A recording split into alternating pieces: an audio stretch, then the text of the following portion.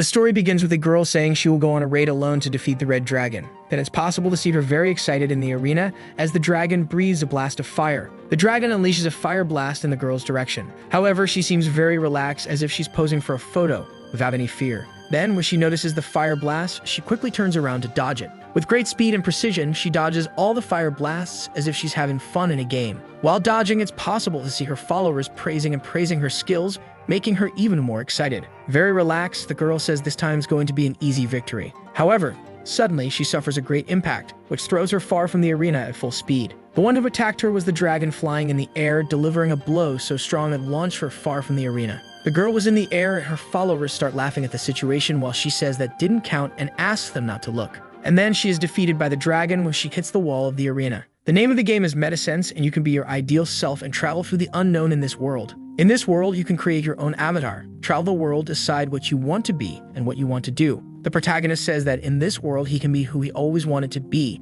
with his personal character. Then the little girl starts talking to her followers in a live stream, asking them to subscribe and like her channel. Then on a desk with various technological equipment, the computer shows on its screen that the live stream has ended. In a white room, a capsule with green energy opens, making a suspicious sound. From inside it, a person begins to emerge. Finally, as the person steps out of the capsule, we see a man with black hair stretching and yawning. His name is Mizuno Atsuki, and he was a professional gamer who became a streamer. He believes he's getting too old to be doing this. Even though he looks nothing like his avatar in the game, he's not doing this to deceive otakus and old folks. In fact, he's doing this because his virtual soul is actually a woman. Then, at another desk, a woman named Tachibana Yuka says that they are losing followers. While the protagonist drinks water, he says that this girl is the one who voices his character in the game. Very annoying, the woman yells at her friend while he drinks water because the follower count is dropping fast. Very relaxed, the guy says there's nothing he can do about it, since he's only the one who controls the character in the game. The character is voiced by the girl while being controlled by the man, and her name is Yanomori Sato,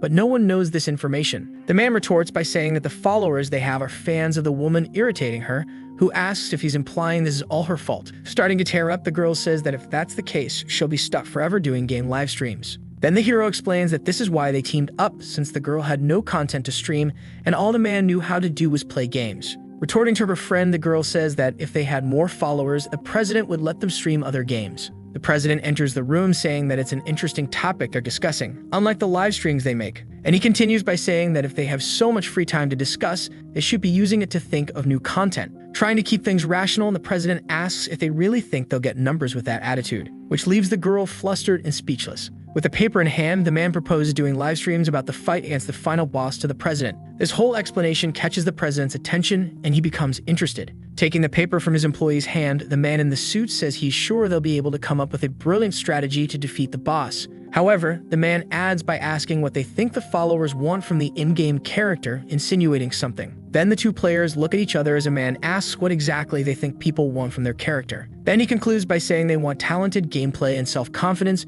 but to fail when it matters, adding that it's also good to make people laugh at the character's failures. Leaning on the table, the president says they finally understood what the followers want to see are funny moments to comment on. Then he asks, with the suggestion they made, what kind of appeal the audience will have in watching the live streams. Refuting his boss, the player says it's a bit different, but it's good to stream things outside the bubble once in a while. Rebutting his employee, the man in the suit says that if he wants to do that kind of out-of-the-bubble content, he should do it on his personal channel, like he did before. Then the player remembers the comments he received on his personal account, one of them being his leaked address. Afraid that might happen again, the man says he was just joking and will follow what his employer decided. Reassuring his employee, he says it's for the best, and while under his roof there won't be any problems. The character, on the verge of tears, lies saying he's so happy he's about to cry. However, his partner doesn't believe the lie and keeps looking suspiciously at her friend. He then explains that in the next project, the two players will have to collaborate with another streamer named Fukugalia. He adds that if they're doing new content, it usually comes along with a collaboration, which makes the girl very excited, but discourages her friend. Leaving, the man says they just need to make the girl shine and maybe they'll get a few moments on the live. It's nighttime in the game and they're in front of a castle. Talking to her followers, the character says they'll be doing a raid along with her friend and points to her. Coming down the stairs, the blonde says she's thankful to have the green-haired girl today, who responds by teasing her comment. Excited, the MC says she's always been a fan of the girl, who responds gratefully and with enthusiasm. The green-haired girl is named Kazuhana Gallia, and she's a very senior streamer in the agency, being quite famous. Preparing for the raid, she launches some filming drones into the sky. It's clear the treatment of the two characters is completely different, as Kazuhana has much more advanced drones. Inside the game capsule, the professional wonders if this isn't the dungeon he had previously suggested to his boss. Then his friend yells at him to be careful, as something is happening inside the game. Back in the game, we can see that the moon is facing a trap, and the solution is to walk along the edge to avoid falling. However, the green-haired girl runs to help her colleague. It's another kind of trap. In fact, it's a double magic trap, but it's too late, and the character is defeated by powerful spears, while the comments laugh. Entering the dungeon, the plan is to defeat all the bats and ghosts as quickly as possible so the followers don't get bored. And they also have to make sure to trigger all the traps and get paralyzed while running, so that it creates the perfect setting where the followers can have a good laugh. Then we see the green-haired girl defeating an important enemy with her flaming and powerful sword. Energizing the whole live, the MC says her friend is spectacular and walked all the way here without taking any damage. And then a comment says that Seto-chan has no sense of gameplay, which greatly irritates the voice. Which also greatly irritates the professional who completely defeats an enemy, showing he knows how to play, and then realizes he's snapped, telling himself he needs to calm down and stay zen. Then the two reach the end of the dungeon, and we see a person with white hair sitting on a blue throne. On the chair sits an elf, who asks what else is there to be taken away. Annoyed, he quickly gets up from the throne, emanating a purple energy throughout the arena where the two girls are. The enemy is a vampire lord. The MC says she doesn't really like this boss, while the green-haired girl smiles, showing the difference between them. Very confidently, Kazuhana grabs her spear and says she's going to teach how to fight this boss.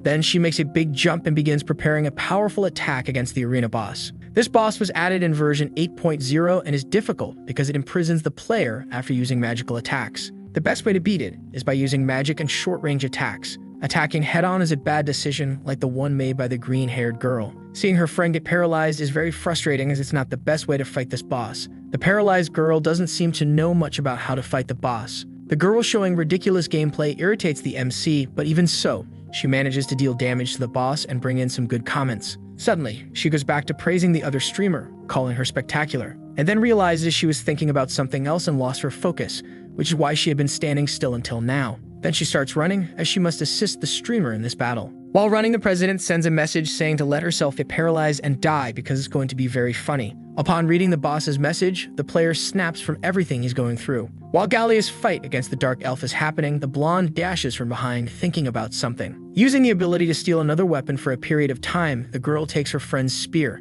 and then delivers a powerful attack against the boss, irritated by the other streamer's lack of experience, which grabs the attention of both girls who wonder what's going on. While the girl curses and is left without a weapon in hand, the player switches the audio to his own. Then, very annoyed, he yells at the girl, saying her fighting style is horrible. Extremely irritated, he starts saying the girl shouldn't play like that, but instead fight strategically and counterattack. What's even more annoying is the voice sending messages asking for the microphone back. And then he begins explaining the right tactics on how to fight the boss without taking damage and making the most out of it. He then scolds the followers, saying that this casual gameplay is not what professional players do in hardcore raids. The followers post various types of comments, and the professional tells them to never make those embarrassing comments anywhere. He then tells the followers that he didn't hack the account, calling them silly. And then he says that the gameplay they were watching was always him playing, but the voice was someone else's. Jumping over the boss, the blonde is finally able to show her fighting skills without anyone getting in her way. Then, preparing a powerful final attack on the vampire, she says she did the whole fight without taking a single point of damage. Finally defeating the arena enemy, she says it's all over. And then she ends the stream for all followers.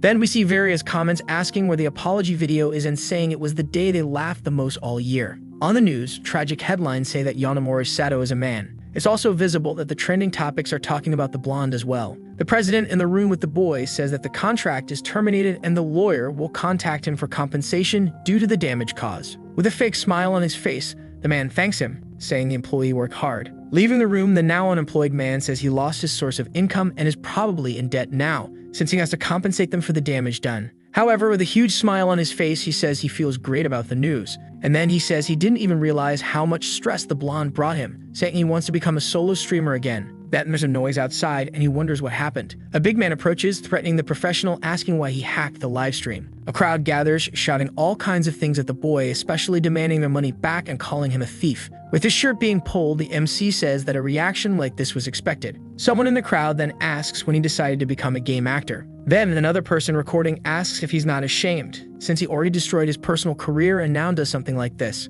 While everyone talks, the protagonist reflects that his address and agency can be easily found if they try hard enough. Then he's pushed to the ground as everyone films or screams at him. And while a truck comes in his direction, as he lies in the street, the boy wonders when everything started to go wrong. Then time passes and the boy wakes up out of nowhere with long hair over his face. And then in a bed, he starts wondering if he's in the hospital or in heaven. Looking at the calendar on the table, he concludes that he's still alive. Looking at his phone, magazines, and observing the entire room, he realizes he's in another place. The place he's in is, in fact, the old room he used to live in, completely messy. And then he starts looking at his phone, wondering what's going on because the phone is very old. It seems like he woke up 10 years earlier because his account hasn't been frozen yet and he hasn't been burned on the internet. And then he wonders if this is a flashback of his life or maybe a dream. And then he concludes that it doesn't matter whether it's a dream, fantasy, or reality. The only thing that matters is that he can start over. Then he says he needs to create a new account because sooner or later someone will find the address on his current account. And then he gets up very focused on the future and says he's going to do it,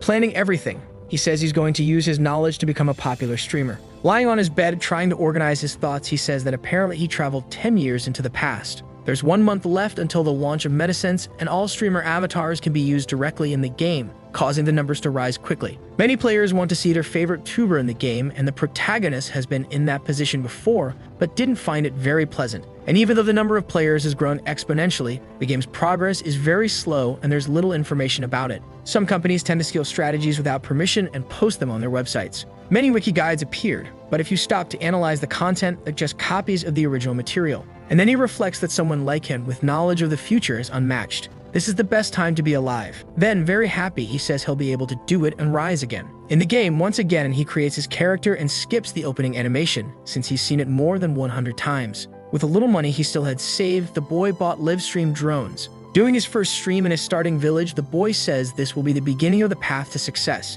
Starting the live stream, Sukamaru is going to do a run trying to level up as fast as possible in hardcore mode. Some people start joining the stream and ask why the character isn't wearing any clothes, wondering if it's a troll. Responding that it's not a troll, he argues that he had to go without clothes because it was necessary, which makes the comments laugh a lot. Reflecting that 12 people watching his stream is a good start for an unknown person. Seeing the number of followers, he says that most of them think it's a troll, but it was necessary to get people's attention to watch his stream. Then opening the menu interface, he says he's going to explain why he's without clothes and shows his game stats. Showing his stats, he says he put all the starting points into agility to create a dodge build, saying that if he uses equipment, the build will be useless, explaining that if you're a hardcore player, this concept isn't weird. As long as he doesn't take any damage, everything will work out. Adding that you can't use this build until the end of the game, and the status change coupon is essential for this strategy. This game gives you 1 upgrade point every time you level up, making builds extremely customizable. However, one downside of this freedom is that if you choose terrible skills, your character will be complete trash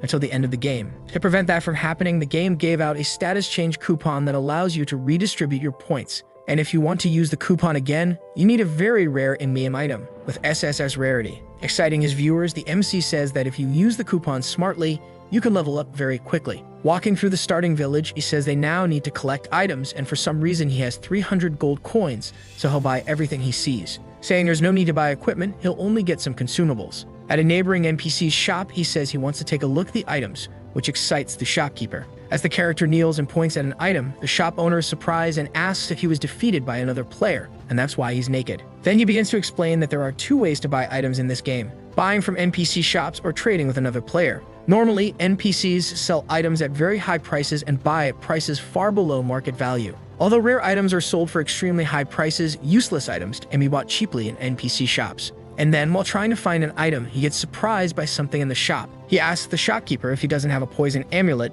making the old man wonder what that is. Then the character questions if the future knowledge he has won't be useful after all. However, the old man replies that he does have the amulet, but since no one needs it, he doesn't display it at the front of the shop, which makes the protagonist very happy because it's just as he remembered. Saying he'll buy all the amulets for 300 gold, the old man replies that it's better to buy clothes than items that no one uses. The poison amulet is one of the first items you can craft by studying alchemy in this game. The materials are cheap, so you can mass produce them while leveling up, but these amulets on their own have no use. The initial monsters can be defeated without using poison, and most bosses can't take damage from poison, resulting in an item known as useless and with 0 demand. Having managed to buy hundreds of amulets, the boy is happy, wondering if he can really have all of this. Leaving, the main character thanks the kind old man for meeting someone like him, which makes the old man happy. Some comments say the poison amulet is a disposable item, while the old man starts sweating coldly after the buyer leaves. One of the followers asks the streamer what the use of those amulets will be, and he replies that it will be a surprise for later. Some time passes, and with a plan in mind, the player heads to the Great Troll Forest. At the location, The MC says his followers won't believe it, but trolls usually spawn here and the level for this area is below 10. He reminds his followers that his level is still 1, which excites the commenters, saying he's crazy. Walking through the forest, he says his luck is that there's no one around, so he'll be able to level up in peace. In early stages, trolls are strong enemies with high damage and high HP. Even at the recommended level, they are hard to face. The consensus among veteran players is not to defeat the trolls, since they didn't drop many useful items to farm. Still completely naked, the MC ventures deeper into the forest and says he's going to start as soon as possible. Then he hears someone's voice in the distance. Looking at the trees, he wonders if it's a lost beginner player in this forest. Afraid, he hides behind some bushes, trying to see who appears. He says he should check before deciding what to do, since his efficiency will drop if there are more players in the area. Then, a man with a mohawk is threatening another player, saying that if he doesn't hand over all his items, he'll send him to heaven. The mohawk man isn't a stranger to the MC, who is surprised by his presence.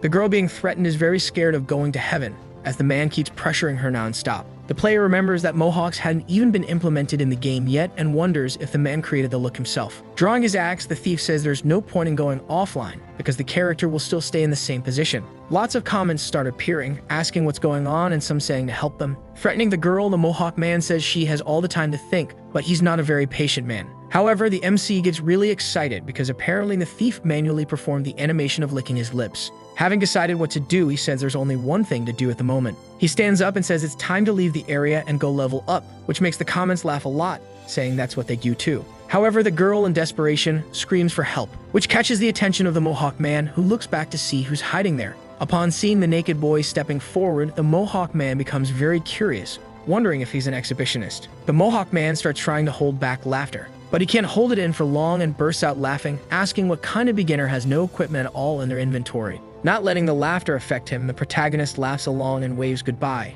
starting to walk away from the scene. Waving to the naked guy, the mohawk man says there's no need to worry about a noob with no gear. Speaking in a childish way, the man with the axe asks if he forgot the way back. Some worried comments say not to pay attention to the taunts because the guy is only being mean since he's level 1. As he starts to walk away, something crosses the MC's mind and he stops right away. Then he begins to talk to his followers, saying that it's normal to be treated this way, but now he understands the feeling of going through it. And then he turns to the other player and says he was going to let him go, but changed his mind. He adds that he won't be able to ignore the mohawk guy if he keeps talking nonsense like that. Then, pointing somewhere, he says that if he wins, he asks the viewers to subscribe and like the live stream. In truth, he was pointing at the stream bot, while the two other players in the background just watched doing nothing. Holding his axe, the mohawk man gets very irritated, asking how he dares treat him like that and saying he'll defeat him. With a very wicked smile on his face, the protagonist says this is the beginning of a new series. Very irritated, the mohawk guy jumps, preparing his axe attack against the opponent, who remains relaxed. With a powerful strike on the ground, the impact destroys everything around.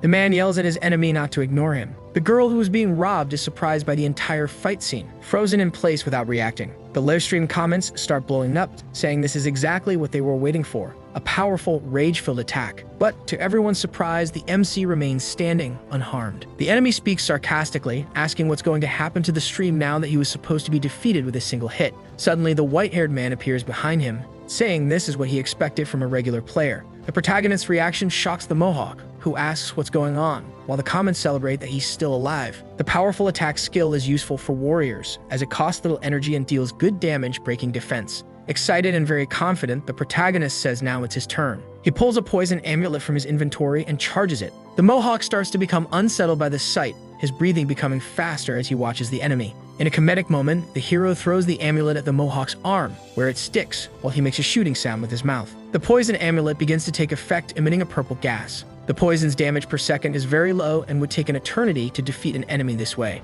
Feeling only slight discomfort, the mohawk laughs loudly, saying he was curious to see what his opponent would do with that poison amulet. Arrogantly, he says his opponent was lucky to dodge but could be defeated more than 100 times before the poison does anything. In response, the MC tells him to stop whining and show the defeat teleport he mentioned earlier. That angers the mohawk even more and yells for him to shut up and charges at full speed, preparing another attack. The strike is strong and powerful, destroying everything nearby, but the protagonist simply steps back and dodges. The mohawk becomes even more irritated, complaining that his opponent is too fast. Sticking to his followers, the protagonist says he wasn't planning to, but now he's going to teach how to make a warrior useless. Wanting to finish the fight quickly, the mohawk performs another powerful attack on the ground, but again the MC dodges with ease. Keeping his strategy, he grabs another amulet from his inventory and throws it at the opponent's back. The warrior's attack has short range and is easily dodged. Stepping back is the thief's basic skill, making the fight easy. The battle continues the same way. The Mohawk attacks, the MC dodges,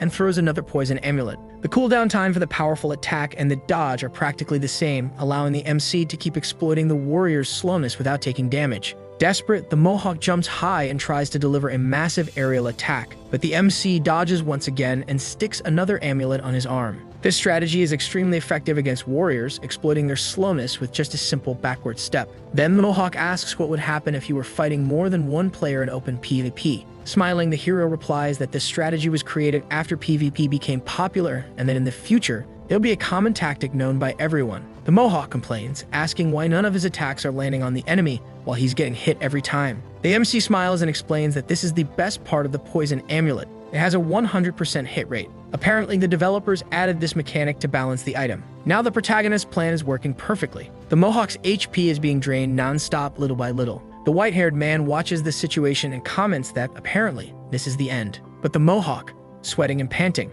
refuses to accept defeat. He wipes the sweat from his face and shouts that the fight isn't over yet. The MC, always calm, replies that even if the Mohawk manages to defeat him, it's almost impossible he'll return to the city before being defeated by the poison. In other words, even if he wins the fight, he has a 100% chance of going to heaven before reaching his destination. If the Mohawk wins and takes the MC and the girl's items, he'll still be defeated along the way and lose all the loot he earned. In short, no matter what he does, he's going to lose one way or another. The MC reminds his opponent that in addition to the defeat penalty, he'll also lose most of the XP he's accumulated. The chatter only irritates the Mohawk guy even more, who starts cursing the protagonist. The MC replies that he's just a beginner. However, if the Mohawk can find someone to heal him back to town, maybe he has a chance. Then he points at the girl, hinting that maybe she could help him. The comments explode with laughter, mocking the Mohawk, who starts sweating nervously while trying to figure out what to do. With his life practically at zero, he finally kneels and begins begging to be healed, saying he won't attack anyone anymore. The MC, always sharp, says that if he wants to ask someone for a favor, he needs to show a little more sincerity. Desperate, the Mohawk says he's truly sorry and begs once again, now in a more sincere tone. The white-haired man observes and comments that the Mohawk made the girl go through all that just to now want to be healed for free. This only irritates the thief even more, who, seeing his life about to end, says he got the message. Then finally, he promises to pay the girl compensation in exchange for healing. The MC turns to the woman and asks what she plans to do, but she seems very shy and doesn't respond. Meanwhile, the Mohawk begs again, saying he's about to go to heaven. The scene makes the protagonist laugh a lot since the previously arrogant enemy is now completely desperate. Afraid, the Mohawk even gives a traditional Japanese bow while begging for mercy, which amuses the MC even more. He notices that the Mohawk performed the bow animation manually, showing his dedication to the character. Then finally, the girl opens her interface to look for her healing spells. The MC watches and gets annoyed by her slowness, wondering if she even set up spell shortcuts. After a long delay, she finally finds the healing spell and activates it, emanating a yellow energy. The Mohawk, now relieved, asks how they managed to believe verbal promises and says now it's his turn to fight. However, before he could do anything, the girl, extremely irritated, activates a holy light spell and fires it directly at the thief. The strike is so strong it sends him crashing forward with a loud thud, being instantly defeated. The two remain silent for a few seconds, just staring at the body on the ground. Then he says that was quite a strike and comments that for a moment he even had a bit of hope when she used the heal. The girl, embarrassed, responds that it was an accident. She meant to heal him but used the wrong spell by mistake. The MC is completely outraged and asks how someone can cast such a powerful spell by accident. The followers start sending a flood of donations, celebrating the victory and saying it was an epic ending. The two characters stand still, looking at the looter's body, thinking about what to do next. Then suddenly a digital tombstone appears in the man's place, scaring both players. The girl then approaches, kneeling, worried, saying that the man was buried there. Watching her worry about the tomb, the protagonist feels a bit bothered by the girl's lack of gaming experience. Trying to calm her down, the MC tells her to relax a bit and asks if she heard the man's last words. Then the followers start joking about what the man's last words might have been. Then the protagonist repeats the man's last words, saying he never intended to keep his promises and that both of them were going to be victims. The girl asks if that's true and says that even so, there was no reason to send the man to heaven just because of that. Explaining the game, he says that even though he was defeated, he won't suffer that much. He'll just drop some items and lose a bit of experience. Then he wonders if she really wanted to help the man and can't tell if the girl is kind or just very naive. Then he shakes the thought from his head and says he probably thinks that way because he was always surrounded by idiots. Still looking at the looter's grave, he calls the girl's attention as he still has some plan in mind. The items the thief dropped were 465,000 in money, an axe, and a few other less important things. As the protagonist kneels to pick up the items, the girl, very innocent, asks worriedly if he's robbing the grave. Then he says it's his right to take the defeated player's items and asks if she plays games often because she doesn't seem to know the basic rules. Getting a bit embarrassed, she says she doesn't play much and still doesn't remember the controls, and thanks the player for the help. Confused, he asks what help, and then remembers that's how this whole event started. And then he looks at her and with a gentle gesture, says that it was something natural to do. Looking at the Mulligan's equipment, the MC asks what he wanted with the girl, since all his items weren't very strong. Pulling a golden key from her inventory, the girl says that the man wanted her to deliver it. The moment the MC notices the key, he turns around very curious, as it might be very valuable. Then many comments appear asking what that is and why the man did all that just for a key. The key, in fact, opens the door to the Mansion of Serenity, an S-rank dungeon, very important for leveling up quickly, and with plenty of valuable items. Very curious, the MC grabs the key and asks where she got it, and she replies that she got it by luck while leveling up alone. Very confused, he asks how she is a healer without a team, since she deals little damage and solo leveling is inefficient. Being very new to the game, the girl asks if the key is really something that's spectacular. Then he explains why the key is so important, because now she has the right to enter the dungeon for a period of time. He adds that she could farm followers and likes just by posting this kind of strategy in wikis across the internet. And if she is a streamer, she can do a live stream in the dungeon and set it to members-only access. That way she could make money from her subscribers. Since it's an S-rank dungeon, she would probably get around 100,000 views easily, being a golden ticket to becoming famous. She gets a little embarrassed since she's not very interested in that, and trying not to be rude, says that it is spectacular. The girl's reaction surprises the MC, who wonders if she doesn't understand the value of it and adds that maybe he should steal the key himself. However, before doing anything, he rethinks his actions and stands still for a few seconds looking at the girl. Trying to get the key in a civilized way, the protagonist says he can pay whatever she wants and make a fair trade so he gets the key. Having just looted money from the raider without the girl seeing, the character shows a bag of money, saying he has the means to pay. But then he adds that maybe this isn't enough for her to sell the key to him. But the girl doesn't want to make a trade, saying she prefers, instead of money, the method of acquisition. Excited, the MC says he will give all the items acquired in the dungeon, saying that the beginner who has the key will waste the monopoly period. Even if she tries to monopolize the dungeon, most of the time it's impossible for a beginner to clear a place alone, especially an S-rank one. Getting very anxious, he starts urging the girl in his head, saying that he's not a bad deal. Actually, the terms are wonderful. The girl, upon hearing her savior's proposal, stands still for a few seconds thinking about what to do and what would be the best option for her. And then she proposes that instead of giving the key to the man, he should go with her to clear the entire mansion, which leaves the protagonist surprised by the girl's sudden proposal, who seemed to be a beginner. The girl asks if that was a yes or not. When the protagonist doesn't answer, he responds to the girl and starts talking, saying that if she wants to know if it's a yes or not, it's obviously a no, getting a little irritated with the proposal, and then explains that the dungeon level is high. If he's going to do it with a beginner, he'll need a lot of control and strategy. While his followers complain that it's an excuse, he gets a little irritated, but thinks he wants total monopoly over the dungeon's information, and then tells the girl that she won't have any fun in the dungeon because she is really bad at the game. Being called bad at the game hit the girl like a shot, leaving her deeply shaken by the phrase. Very sad, the girl says she knows she's not good at the game and says she was abandoned by the group she started with because she was getting in the way too much.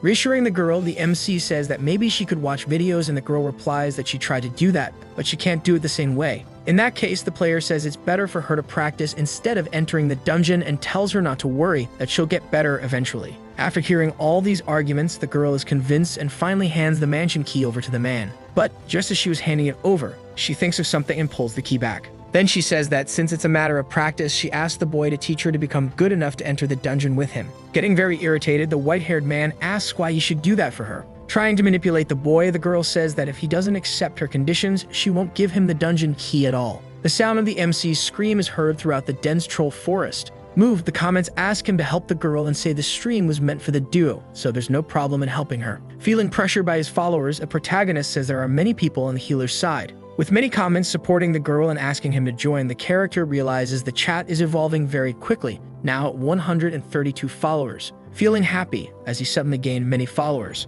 Someone must have leaked the fight with the Mulligan online. However, defying common belief, this is horrible for the main character. Originally, it's good that his views are increasing, but in this situation, if he rejects the proposal and insists on the trade, something bad will happen. If he refuses the girl's proposal, he'll be roasted on the internet, once again. So he pauses for a few seconds to think about what to do next and then gives a fake smile. Cheerfully, he says he understands and will help her level up, then warns the girl that he'll be strict, telling her to be prepared. The comments then get excited, while the girl is astonished as the boy finally accepts her idea. Very excited, she shouts like that, blushing, because now she'll be able to truly learn the game. Ending the stream, the MC says that the plans and content have changed completely and hopes his followers had fun. The subscribers start to get sad as the stream ended too early, and they ask when he'll return. Happy, because it was fun. With the stream closed, the MC reflects that he wanted to show the level plan, but the whole idea went in a different direction. But then he thinks that maybe all of this is good content, and after everything, he'll get the dungeon key, making it a fair trade. Then he explains that he'll help the girl level up quickly,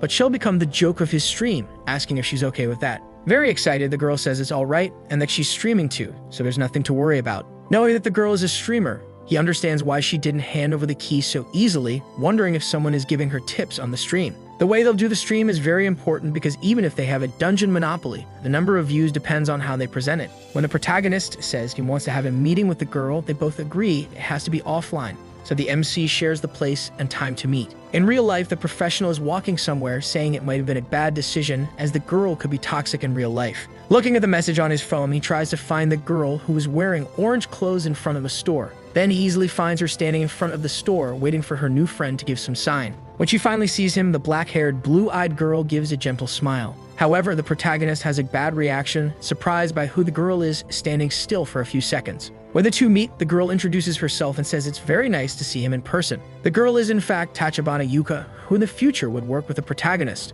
Then promptly she says it's a pleasure to become an acquaintance of the boy. However, this whole situation leaves the boy very surprised, with his mouth open as he already knows the girl's character. Very shocked by the girl's presence, the MC says she is a fraud. With her colleagues shout, the girl is surprised and asks what's wrong. Replying to the girl, he says she can't be serious after having done all that to him, saying he'll never forget his channel being banned. Besides losing his channel, he had to become a player for that terrible game company. To help the girl understand the games, the professional created a summary of the rules, but she said it was too hard and told him to redo it, throwing the paper away. And even though he adapted to play in a much more restrictive way to fit the girl's nonsense, the boy had to practice how to move like a girl because his style wasn't cute enough. And even after all that effort, every time the views increased, it was all thanks to the girl. In the end, another more famous streamer showed up and took the content that had been planned long ago. While the protagonist was lost in his thoughts, the girl asks if they've met before. However, he finally remembers that all of this happened in a different time and now it's in the past and he can redo everything the right way. Reflecting after all this, he concludes that even after everything, she will become a good person in the future.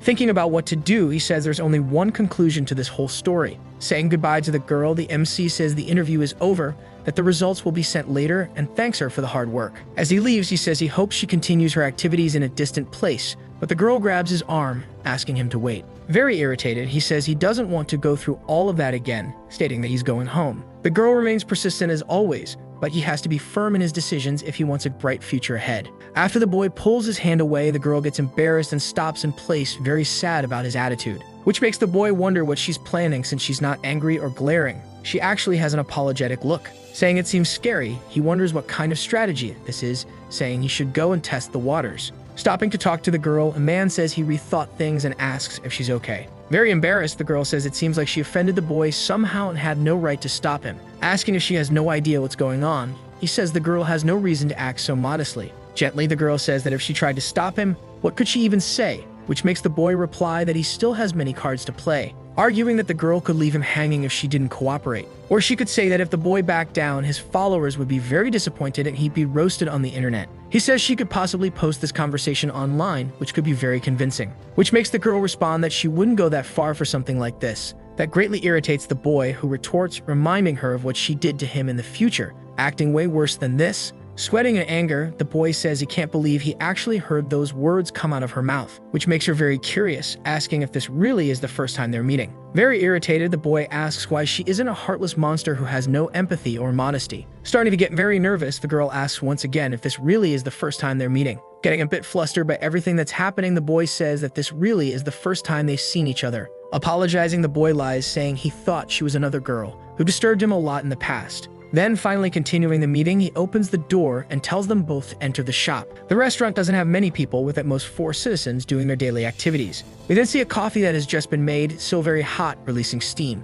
The two sit face to face and are about to truly begin the meeting. Facing the girl, the MC wonders why she's so different from her future version. And then he says that, if they want to focus on views, he has to lead the dungeon. The The girl responds that she just wants to become good enough at the game to be able to participate in a dungeon like that again, asking if that would be possible, leaving the protagonist silent for a few seconds. Waiting for her colleague's response, the girl begins to sweat nervously, which makes him wonder what's going on, since she shouldn't be this nervous. Replying to his colleague, he says that it's not possible, and that the two of them need to play with what they're best at to keep the follower count high. The girl says she wants to become good at the game, asking if that's a terrible idea, which surprises the player. And while looking at the girl, the protagonist wonders since when she cares about other people's opinions instead of forcing her own. Remembering once again that this is a different timeline, the protagonist realizes that the girl is completely different from who she'll become in the future. Feeling a headache, he wonders what he should do and admits that it's annoying to have to make this decision. Starting to get desperate, the girl begs to be trained and says she will conquer the dungeon with her friend. Getting nervous, he states that if he doesn't help her, he won't get a chance to participate in the dungeon.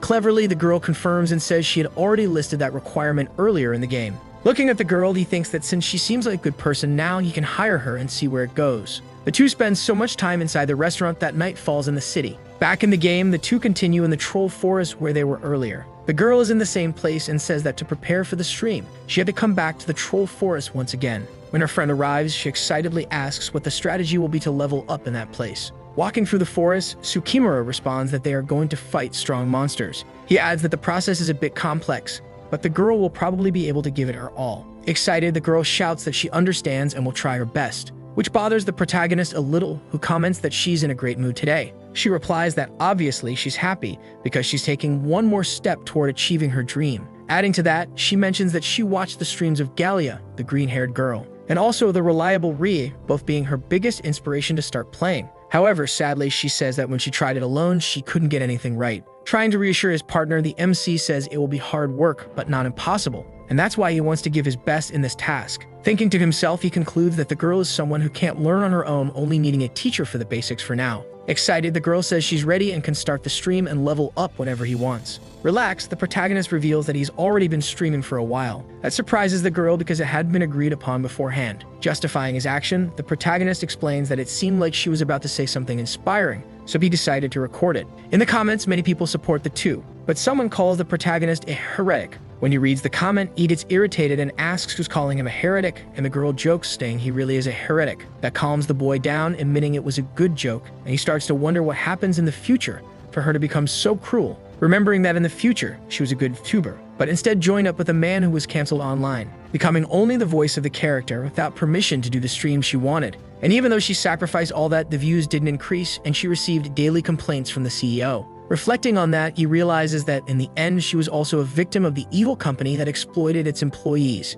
However, to reassure his friend, he comments that the followers really liked her speech. That makes the girl ask if he really did all that for her. The protagonist replies that he only did it to create a famous clip. In the comments, people start laughing, saying they already knew he'd do something like that. Calmly, the girl replies that now she doesn't need to fear anything in his streams anymore. Then, pointing to a spot ahead, the protagonist comments that in that case, what he's pointing at is nothing special either. What he was pointing at was a huge, very dangerous orc hidden behind the trees. As soon as it finally appears, we see that it's incredibly large, leaving the girl completely frozen in fear. Frozen, the girl lets out a scream so loud it echoes throughout the forest, but she remains paralyzed. As her soul seems to leave her body, the protagonist gets ready, saying that now the leveling up will truly begin. Most of the enemies that appear in this area are trolls, and the recommended level to face them is under 10. As the monster approaches, the girl, very nervous, pushes and pulls her friend, asking what they're going to do now that the troll has appeared. Completely relaxed, the white-haired man replies that what they're going to do is simply level up and hunt enemies. Arguing that if the girl wants to enter the dungeon, she needs to be able to do this, then asks if she's thinking of giving up. Hearing that, the girl stops and tries to calm herself, but still has a sad expression.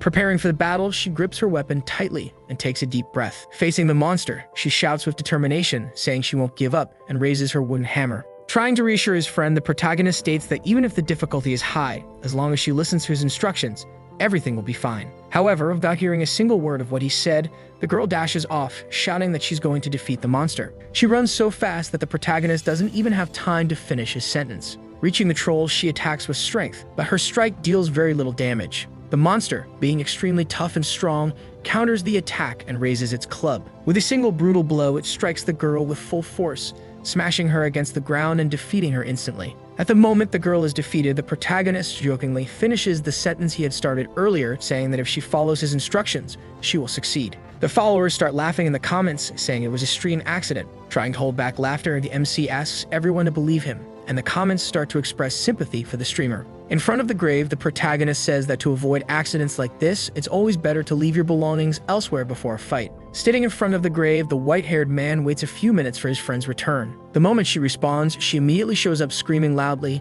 saying it's impossible to defeat a monster like that. That irritates her friend, who, out of patience, asks if she knows what the most important thing is when facing a strong opponent. The girl, not knowing the answer, guesses bravery. The comments explode in laughter, asking if that was really the correct answer. The protagonist explains that the problem with what she did earlier was acting without thinking. The comments joke that this time he's being a real teacher and not a villain. Being very patient, the protagonist says he's going to show the correct way to fight a troll. With a poisonous charm in hand, he declares that he's going to restart the guide on how to level up quickly in the troll forest. He explains that at level 1, no one deals much physical damage, so the correct strategy is to throw several poison charms. He continues by saying that although the troll is very strong, it has 0 resistance to status effects, meaning the poison has 100% effectiveness. Very calmly, the protagonist states that even when wearing armor, the enemy's damage would still be high enough to defeat a careless player. The monster then attempts a powerful attack with its club, and the protagonist dodges easily, commenting that the attack animation is very slow.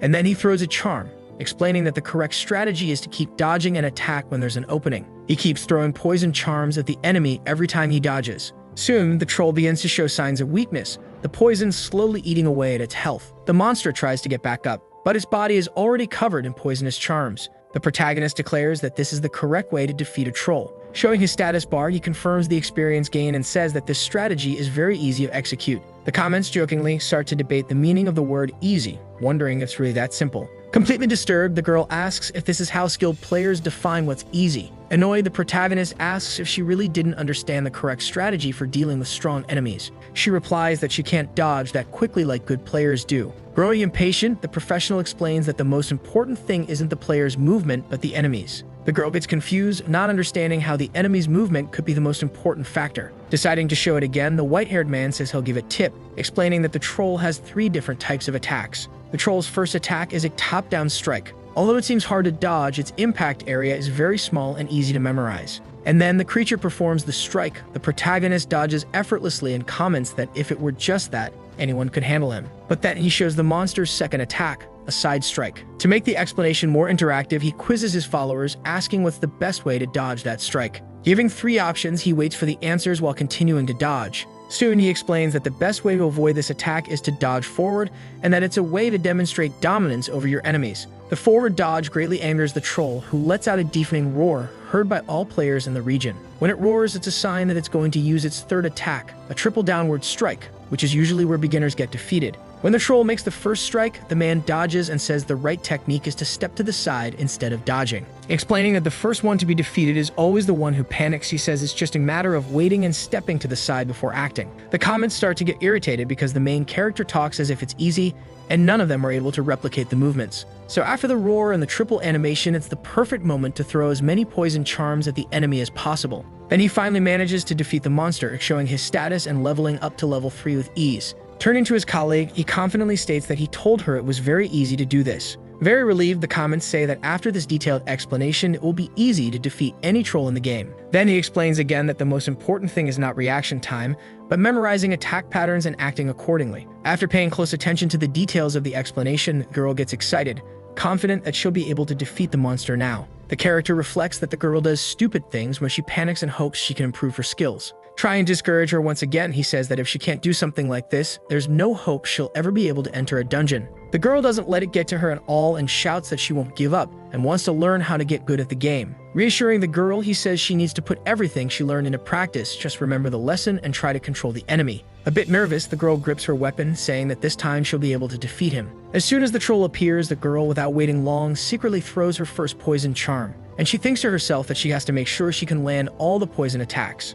Then, moving toward him, we see that the beast tries a top-down attack, raising its club. Trying to beat the troll, the girl, upon seeing him lift the club, tries to remember which is the first attack pattern. Remembering at the last second that the best way is to dodge to the sides, making the giant hit the ground and leaving her unharmed. Taking advantage of the opening left by the mistake, the girl throws another poison charm at the beast. Then it's possible to see the troll attempt the second attack pattern, a side strike. Once again, the girl is slow, but manages to dodge at the last second. dodging forward. Falling to the ground since she's not very agile, the girl still managed to survive the second attack pattern. While trying to get up, the girl strains to remember the next attack pattern. Then something happens to the giant that makes him change his mind. Instead of roaring, he simply stops acting. Suddenly, instead of fighting, he runs away from the battle in fear, leaving the girl puzzled. Watching her enemy leave, the girl wonders what kind of attack pattern that was. Confused, the boy says there should only be 3 attack patterns, getting worried, since maybe it's one he doesn't know yet. Then suddenly, a forest giant appears, but this one is different and has a scar over one eye. The one who appears is actually the king of the trolls, who is much stronger and more powerful and far more bloodthirsty,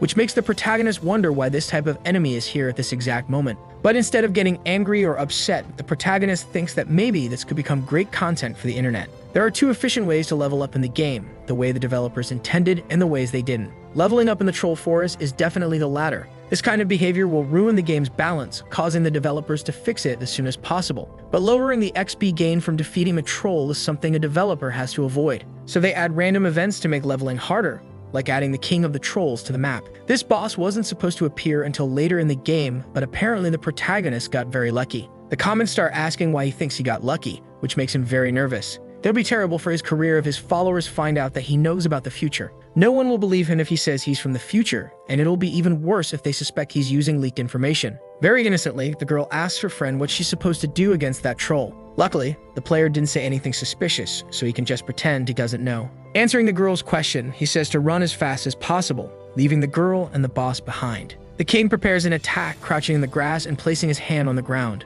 Then he unleashes a powerful burst of fire in the girl's direction, sending her flying far away. The blast is strong enough to reach the protagonist and destroy some trees along the way. However, in truth, neither of them was hit, as they were far from the explosion, only observing the destruction. While the followers ask how they managed to avoid that, the girl sees something that greatly startles her. Standing still, the king of the trolls seems to be thinking about something while the comments wonder what that was. Although the XP from defeating this boss is good, with the current build he's using, there's no chance of winning. While he's running away at full speed, the protagonist speaks to his friend, who remains frozen, and warns her that the next attack is coming. With great hope, the girl throws another charm, saying that the troll isn't moving and that there's a chance to defeat him. As the charm lands, the girl adds that there's a chance to poison him to death, reflecting that after the troll uses a powerful attack, he can't move for a few seconds. Unfortunately, the king is immune to poison, and when the charms touch his skin, they immediately disappear. Having immunity to almost all attacks and very wide-reaching blows, many players hate fighting this enemy. The only way to defeat him is simply by attacking, as his greatest weakness is the scar around his eye. Trying to test a hypothesis, the player jumps and punches the troll's back while he remains still in place.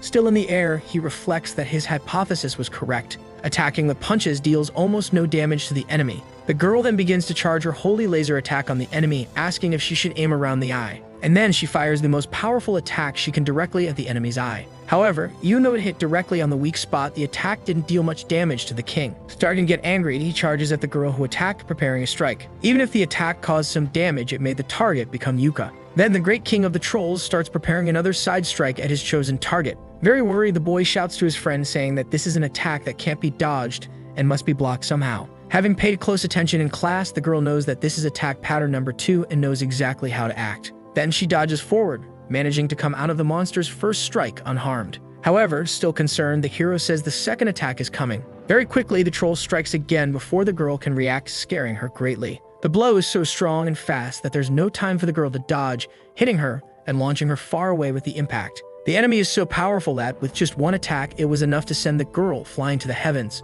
A tomb appears where the girl was defeated, and some comments ask how to dodge such an attack. Answering the questions, the hero says it's impossible to dodge without stepping back, and unfortunately, the girl was in a dead end. Normally, the vanguard stays in front taking damage, but since the hero can't deal damage, he's ignored by the troll. This whole situation is a dead end, and then the troll launches a powerful attack at the protagonist, who manages to dodge quickly. The only person who could damage the boss was the girl, but she was defeated, and now the protagonist is useless. Many comments start praising the protagonist's gameplay, saying he dodges very well and that the king's attacks are very unbalanced. Thinking about his followers, the protagonist considers letting himself be defeated now and challenging the monster later with a better strategy. However, he can't let himself be defeated because right now, he's holding the key to the mansion that Yuka lent him. If he's defeated, there's a chance he could drop the key and some random person could pick it up off the ground. Not wanting to be defeated, the player keeps dodging non-stop, while the chat starts getting irritated by the repetition in the stream. The followers begin to get bored, which makes the protagonist wonder if there's anything he can do to turn the situation around. Then, in the background, we see the girl returning from the city after respawning. When she finally arrives, the girl sweetly apologizes for taking so long. Annoyed after spending many minutes just dodging, the professional complains that she took more than enough time. Promptly, the girl throws an item to her friend, stating that now he can deal damage. The item lands precisely in the protagonist's hand, a very sharp knife capable of harming the troll. It's a homemade knife that's well cared for and can easily cut potatoes and carrots. The girl asks if he can deal damage as long as he's not empty-handed. This makes the protagonist happy with her cleverness. Questioning if she took so long because she went to buy the knife, she says yes, since the undodgeable attacks made the enemy impossible to defeat. The girl then asks if she thought wrong, and the hero replies that she didn't, then starts opening all his inventory tabs. Decided, he says he's going to put all the points he earned from hunting the other trolls into agility, increasing his dexterity and critical damage. Additionally, he also unlocks the skills Counterattack and See Enemy Weak Points. While the girl is standing still, something surprises her from behind, but she doesn't have much time to react. While the hero is looking at his interfaces, the king silently approaches, preparing an attack. Noticing the danger first, the girl starts crying, saying they're going to heaven for good. However, quickly and cleverly,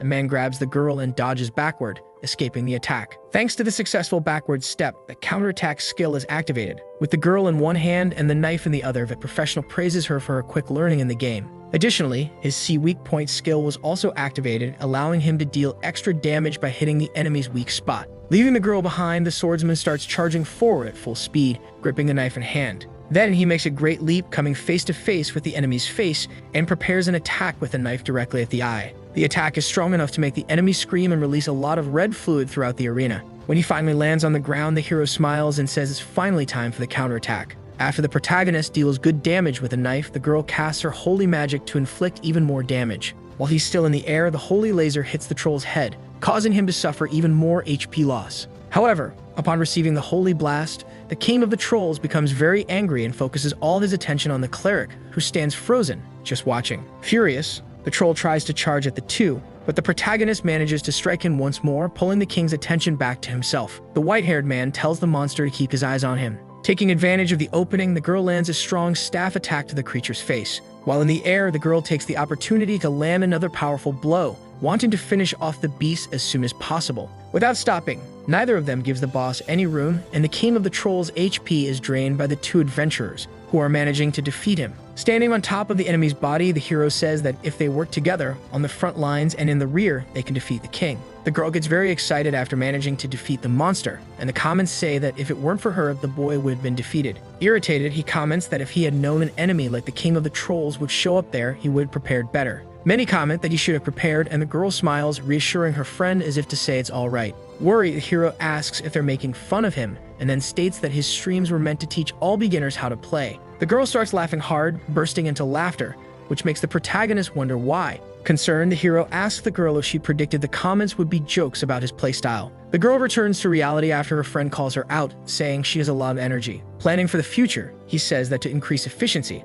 it's better to fight two trolls at the same time, scaring the girl with that plan. He starts saying that to reach the required levels, whether laughing or crying, they'll have to keep defeating enemies until they pass out. After a long time streaming, the player ends the stream and stops the recording. After an entire day farming XP, he praises the girl for giving her all, even after getting hurt, and says everything went well. The girl is lying flat on the ground, complaining that she's very tired after a whole day of battles. Being very focused on his goals, the white-haired man says there are still many things to do before starting the next stream. Irritated, the girl asks what he's trying to get her to do this time. Then the boy says he won't go too hard on her this time. That makes the girl very excited and happy, as she'll have a more peaceful day. Looking at the menu interface, he says he has to do two things. The first is to divide the material they got by defeating the trolls. Very curious, the girl says the man had claimed they wouldn't get any good items from defeating trolls in the first place. Then he explains that from normal trolls, the loot is bad. But considering the materials obtained from the king, they get a pretty decent item. And above all, quite cheerfully, he says they managed to get a rare item this time. The girl gets very excited and blushes, asking if it's really a rare item. However, her expectations are completely crushed when she realizes the rare item is the Troll King's Club. The Troll Club is recommended for level 10, and with a single strike it can destroy rocks in the way, having an attack power of 30. Moreover, since it's categorized as a staff, even healers can equip it, making the girl look very stylish. However, the girl becomes very irritated and goes silent, just staring at her friend with an angry look. That makes the boy stop talking and start sweating nervously upon seeing the girl's expression. Then he says that since they have no good use for troll equipment, they need to sell all the items in the city in exchange for gold. With a large club in her hands, the girl asks what the other thing they have to do is. He quickly responds that the two of them have to create a highlight clip from the livestream and the battle. They both need to edit and cut parts where something interesting happened, as the livestream file is very long, having lasted 4 hours and 10 minutes. Managing to cut the video down to a maximum duration of 10 minutes, the hero explains that this is how they expand their audience and grow their numbers. Very excited, the girl says she'll handle that part, volunteering herself. That surprises the hero with the girl's dedication to growing through streaming. Curious, the main character says he doesn't mind the girl doing the editing, but asks if she can really do it. Then the girl explains that although she spends the whole day watching streams at home, she makes highlight clips of her favorite streamers' broadcasts. While the girl feels proud of that, the hero starts to wonder if that's really something worth being proud of. Noticing that the hero's approval wasn't that positive, she asks if he has something to say, sweating nervously. Nervous and unsure how to respond, he ends up asking if that's really something to be proud of. He decides that he'll sell the items while the girl's role is to edit the livestream highlights. The scene shifts to the beginner's town, where the sky is blue and various traditional houses make up the scenery. Thinking it would be more advantageous to sell the items to other players, the protagonist considers setting up a shop and waiting for sales. He takes a brown cloth and lays it on the ground, ready to set up his little shop. After some time organizing everything, he manages to put all the useless items up for sale. While waiting for buyers, he leaves a message on top of the items, saying the stock is replenished and there's a special offer. Then the first buyer arrives at the shop and starts examining the materials for sale. After a good while looking at the items, the other player asks if it's a scam, since it seems like a good deal. That greatly irritates the hero, who claims it doesn't look like a scam at all. He realizes he's not very good at selling, but he can't let a customer walk away without trying to sell anything. He tries to call the customer back, explaining that even though it looks like a scam, the items are real and are materials from the Troll King. The other player gets interested and comes back, surprised by the origin of the items. He says it's a long story and sends a link to the highlight video, stating that he'll release a new video soon. Curious, the player asks how the XP farming method works, and the hero responds that it's a new method he recently invented. After explaining that it's a fast way to earn XP, the girl who is watching becomes interested and says she'll check out the video later to understand better. Happy, the boy asks her to watch the video while she buys the items on sale. Buying a sack of materials, the girl comments that the equipment is rare and well taken care of, making it worth the investment. She also leaves a bit of extra tip, thanking him for the interesting video suggestion, which leaves the hero speechless. Left without words, he smiles, saying he can't believe it's real and that he's looking forward to her next visit. The girl smiles back, waves, and sets off on her journey to other places, revealing herself as a beautiful woman. A day passes and the player returns to real life in a big city. He lives in a building full of windows and seemingly quiet. However, he's woken up by his phone making a lot of noise, revealing that he has many messages to reply to. He wakes up very irritated, grabbing his phone and asking what's going on that morning. Being only 9 a.m., he wonders who could be contacting him so much at such a sacred hour. We see the girl saying that she uploaded the video and got some views, calling her friend a lot, very surprised by something. Finally waking up from the scare, he reads the messages and wonders what's going on. Clicking on the link the girl sent, he wonders if it's someone else's live stream. He sees it's the stream of that same girl who bought the materials earlier, who's now thanking her viewers for watching. While watching the live stream, he says to himself that it looks like the girl has become a big streamer. Continuing the stream, the girl says she's going to try a new leveling method that she was shown earlier and shares the video she had seen. The hero is very surprised, as it's the video he sent to the girl, now receiving recognition. Then, with many poison charms in hand, the girl says it's now returned to try leveling up fast using trolls. The hero is even more surprised when he realizes he suddenly started gaining many followers,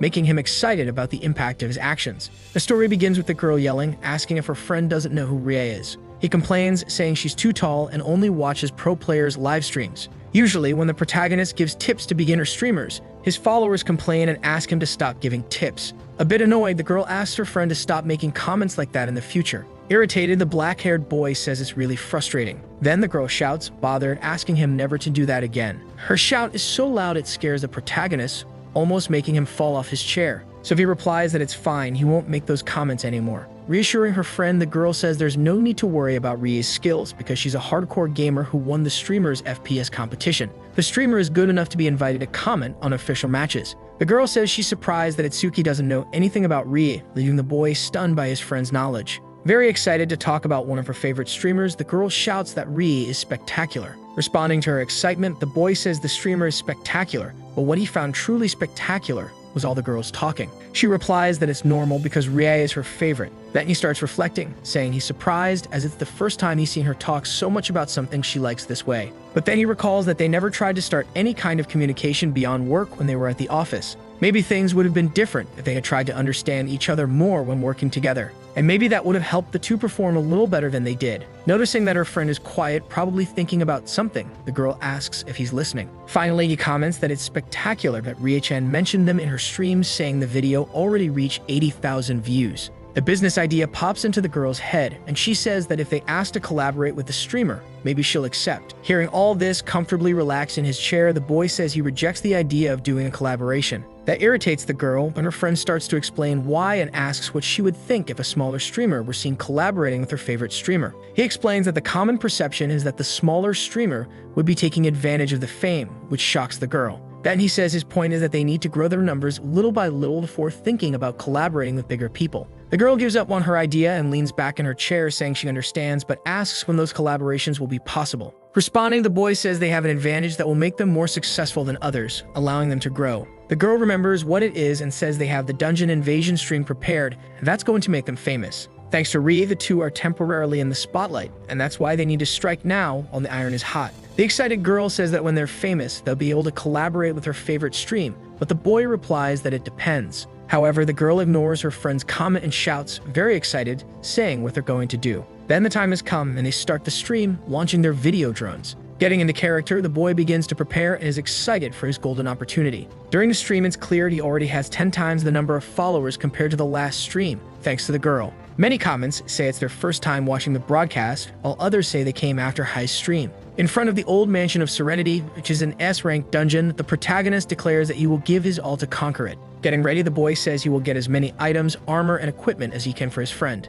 Looking at him curiously, the girl asks if he's really going to get all the items possible. Being without clothes, the protagonist jokes, saying he knows his comment doesn't make sense coming from someone who's naked. Many followers start laughing in the comments, saying he's not wearing clothes and asking if this guy ever wears anything. He then explains that they can't commit to grabbing weapons now because they want to collect as many emergency consumable items as possible. Thinking about the player's abilities, they need to get armor for the girl first if they want to prioritize the system. Saying that this is an inevitable conclusion, the comments respond saying that's a logical thought, while others jokingly call it logical bullying. Irritated by the comment, the boy asks why the bullying part never ends, left without a reaction. The girl feels sad but tries to lie, saying it's okay and that she's already used to that kind of treatment. Understanding his friend's feelings, he says he's glad she understands his intentions, and then they head into the dungeon. Opening the door, the two begin preparing for the invasion. As they enter the place, several small clouds can be seen floating down the corridor. The protagonist explains that these are the area's disposable enemies. Some people comment that this type of enemy doesn't take physical damage, being very annoying to defeat.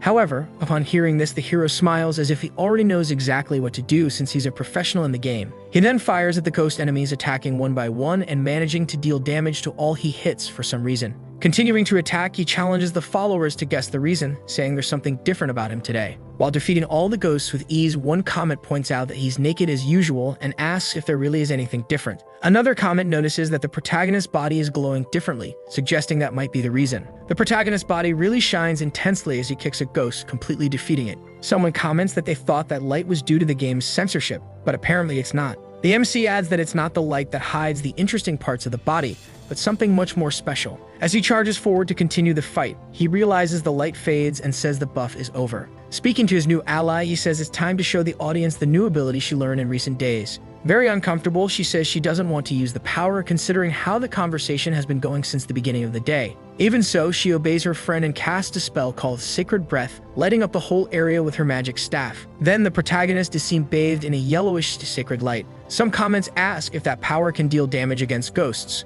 This type of power deals 1.5x more damage against certain types of enemies and lasts a long time, even using little mana. If the location mentions strong, the enemy is probably soldier type. If the dungeon is a cave, the enemies are probably goblins and orcs. But since the place's name includes Serenity, it's likely they'll face ghosts and undead. Furthermore, a mansion usually means there are mages or vampires attacking from hidden spots. That's why the protagonist was already prepared, because the environment's keywords gave him clues about the enemies. A comment says there's nothing on the wiki, which makes the protagonist say not to look anything up on the wiki because they only copy strategies. The The comments say the streamer is very straightforward, that his skills are good, and that this is the kind of video they want to see. This information will never be on a wiki page, because the protagonist knows it will never show up in the future. With a bit of arrogance, he says that, in short, this is how you use your brain, irritating his followers. Going even deeper into the mansion, they find a library with several books and vials containing green substances. In another corner of the room, there are skeletons leaning against the wall with an uncertain origin. On the floor, there is a cloth with a dark pentagram surrounded by strange writings.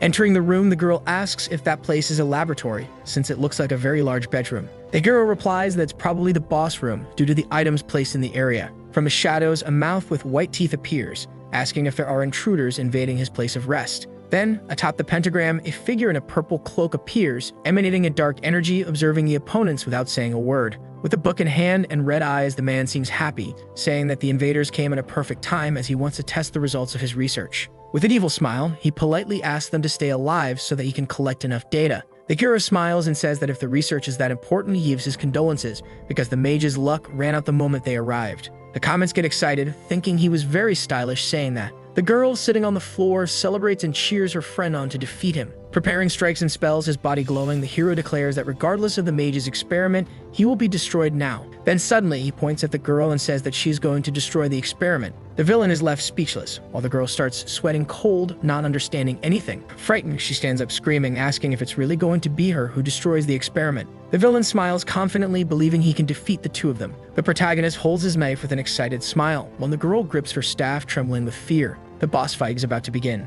The mage laughs a lot and says he'll show them that destroying his experiments is impossible, smiling all the while. The girl agrees, very afraid, saying that he's right. She asks her friend what he's talking about. It's impossible to destroy the mage's experiment. Getting ready to fight, he grabs his golden staff and strikes it on the ground, summoning an army of skeletons rising from a puddle. The massive army of undead, in a frenzy, begins to advance toward the protagonists without waiting for them to react. The girl becomes very scared of what's going to happen and grips her staff, getting ready to cast her holy magic on her friend. However, as she's about to cast, her friend yells not to throw it at him, while he fights bravely with one of the skeletons. When her friend says he'll explain the reason why she has to destroy the experiments, the girl panics. Something catches the girl's attention, and she looks at a place with intense focus, afraid of what's coming and what's approaching. A skeleton charges at full speed and tries to attack her, but the girl was faster thanks to her training and manages to dodge, letting out a scream. The skeleton rushes past, and the girl raises her arms above her head, escaping unharmed from the attack, which would have dealt massive damage. Suddenly, the protagonist appears and lands a knife strike on the skeleton before it could turn and attack the girl again,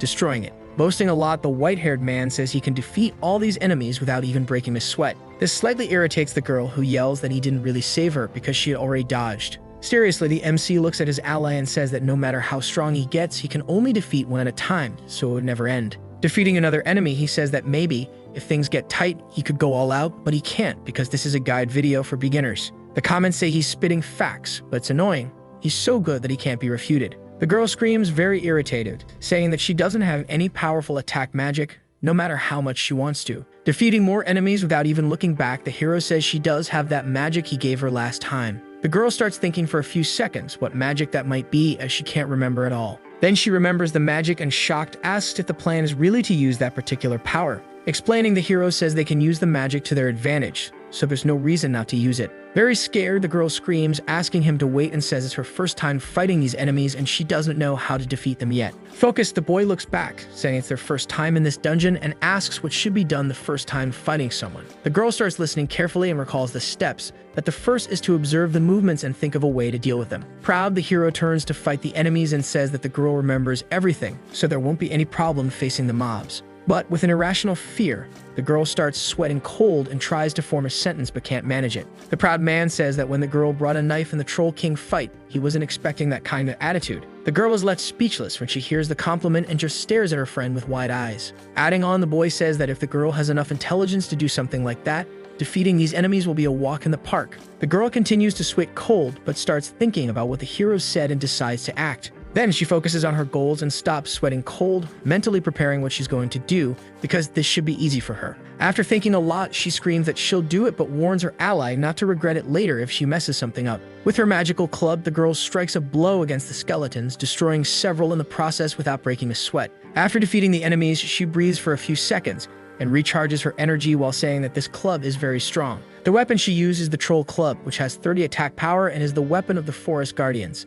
A single blow from this weapon can destroy rocks, which surprises all the commenters, who say this is the story's climax. Very confident, the mage says it was an excellent blow, but she left many openings to be attacked from behind as she was careless. Before even understanding the sentence, a skeleton charges from behind the girl, preparing a powerful strike that could defeat her. However, the blow deals almost no damage to her, only slightly lowering her HP bar. The girl turns around and strikes the skeleton that attacked her before, quickly destroying it in retaliation for the damage she took. She is surprised as she realizes she's stronger than she thought, having destroyed a series of enemies without sweating and taking almost no damage. The comments say it was little damage because the defensive properties of the magic work in situations like this, reducing the impact. Many skeletons begin to be defeated non-stop as the girl realizes she's strong, significantly reducing the mage's army. Defeating her enemies, the girl starts smiling excitedly, saying she feels like she's become really strong and unleashes more attacks. Still very confident, the dungeon boss says this will be the only moment the girl feels good about herself. Now he's going to get serious and pulls his staff from the inventory. Beginning to chant ritual words, the mage slams his staff on the ground with full force, unleashing magic. However, all of his confidence is shaken when he finishes casting the spell and nothing happens.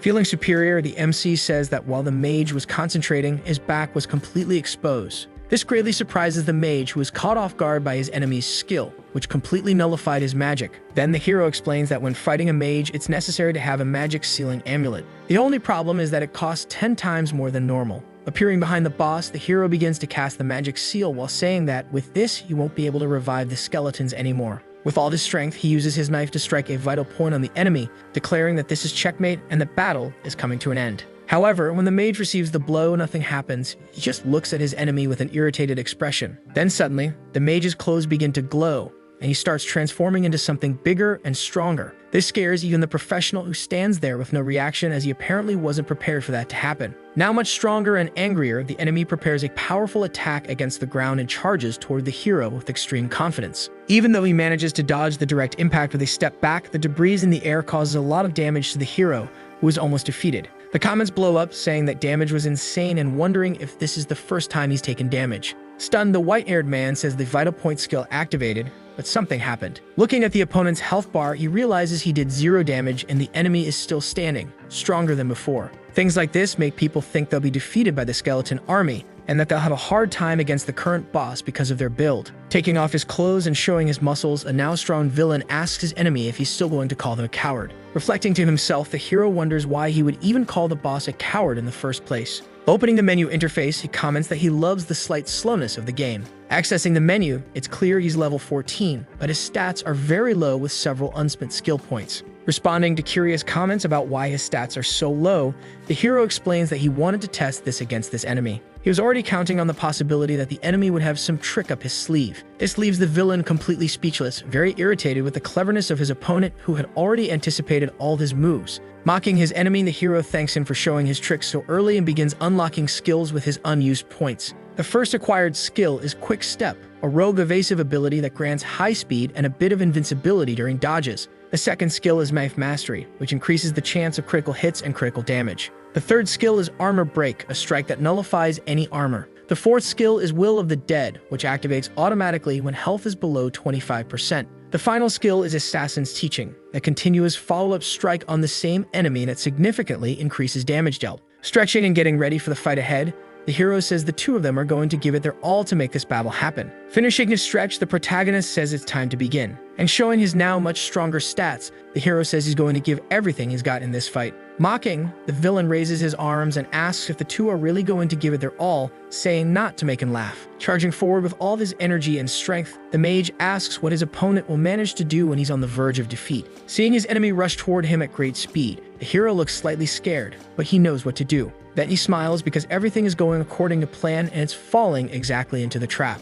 When the opponent slams the ground, the MC dodges, making him miss, and charges in, trying to land the strongest blow he can. Landing his powerful strike on the opponent at full speed, he jokes that this is what he can do when he's almost defeated. The blow manages to take a considerable amount of HP from the villain, who spills red juice. Once again showing the skill Will of the Weak, which is a passive ability of rogues that awakens a will when they're on the brink of defeat. The comments start saying this looks like cheating, and another says that no matter what he does, the hero is going to be defeated. Laughing hard, the villain asks if that's the only damage he can do even after using all his skills. Very confident, the hero says it's not a bad idea. The followers will get bored and says he has more tricks up his sleeve. The villain tries to slap the hero's face, but he quick steps to dodge and prepares a powerful counterattack against the enemy. The counterattack and Will of the Weak are activated, and in addition to that, the hero activates Armor Break to land a strike that will destroy the opponent. With just one attack, he lands a critical hit, making the enemy spill a lot of red juice as it dealt 140 damage. Then with a smile on his face, the hero explains why he doesn't increase strength, saying that when an enemy has high defense, it's better to aim for criticals. He shows the skill Armor Break, which regardless of the enemy's defense, will be completely nullified if the attacker hits a vital spot. Very irritated by the counterattack he received, the boss curses his opponent and prepares a powerful attack, emanating energy in the area around him. Ignoring the insults of his enemy, the hero charges once again and lands another critical hit, getting closer to victory. The strike hits perfectly, making the mage stumble backward and start coughing up juice as his health begins to drop very quickly. Licking the blade of his knife, the hero mocks him, asking how many hits the man can take and says the only thing he can do is pray. Excited, the comments say that even if the hero doesn't land critical hits, he won't get stressed at all. Back in the game, the villain with charcoal-colored skin looks at his enemy and becomes very irritated and focused on what to do next. Launching a powerful attack that the hero dodges, he says his enemy is being too reckless and begins to charge non-stop. The fight is so fast that the sound of footsteps can be heard on the wooden floor of the arena. Once again, the hero dodges the attack and delivers a powerful blow with his knife, sending the villain flying after dealing heavy damage.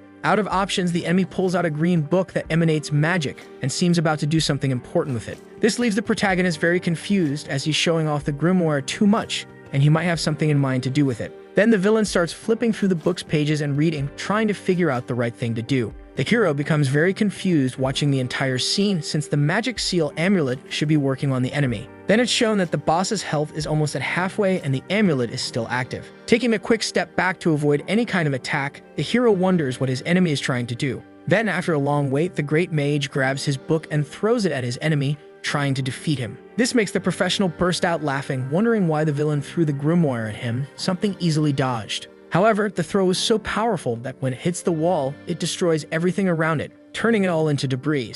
But the attack was useless, and the hero appears behind the enemy with a quick step and prepares another powerful strike. The attack is triggered with Armor Break and leaves a trail of energy behind. When it hits the enemy, it makes him spill even more red juice. Without giving the boss any time, the hero quick steps, flipping upside down, preparing once again for a powerful strike. Now above the enemy, he activates Armor Break once more and lands a blow that leaves the boss very confused by the sheer speed. He then delivers a strike to the man's stomach, making him suffer greatly from all the accumulated damage to his health. Next, he delivers a vertical blow from bottom to top, launching the enemy into the air with full force, leaving him completely unresponsive. After delivering these 3 consecutive attacks, the hero takes a step back, getting closer to the library, waiting for his enemy's reaction. Now on the other side of the room, on top of some books on a broken shelf, the villain is nearly defeated, left very weak after so many consecutive hits, but he still hasn't given up. Joking, the hero says he thought the enemy was a bone-controlling mage, but turned out to be a random musclehead who throws grimoires. With all that said, he's still a decent enemy, so the villain starts wiping the juice from his face,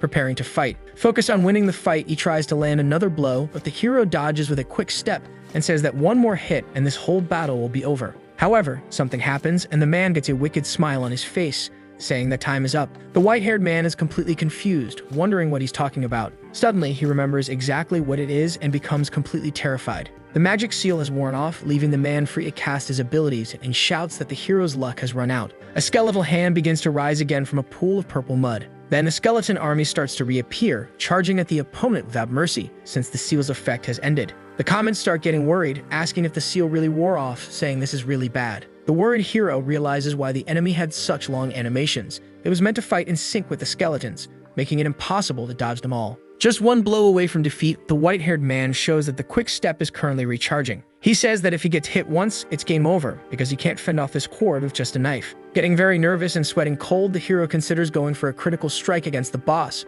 but his chances aren't high. With a proud and evil smile, the villain says his enemy got very close and claims he feels sorry for him. He humiliates the hero, saying it's all his fault for not defeating him in time. Getting very anxious about what's happening, the hero says this can't be possible, since his stats are at the maximum level for this rank. Showing his stats, he explains that the reason he was dodging wasn't to show off, but to increase his chances of critical hits. He explains that the boost to his critical rate is thanks to the girl who was casting holy spells the whole time. Rising up against all odds, the hero says this is the path to victory and charges toward the villain to finally defeat him. All of this leaves the man completely shocked by his enemy's skill and planning, unable to react. We see the girl surrounded by skeletons she had previously defeated without having taken any damage or even broken a sweat. With great confidence, the girl smiles and moves into battle, now aware of her own power. Defeating the skeletons that were surrounding her, the hero says none of this was luck and that everything that happened was part of the strategy he devised with his ally. Standing side by side with his friend, he says the seal would wear off after a while, and that was obvious. That's why he trained the girl to eliminate all the skeletons. This slightly annoys the girl, who comments that the hero acts like it was easy, but she put in a lot of effort to defeat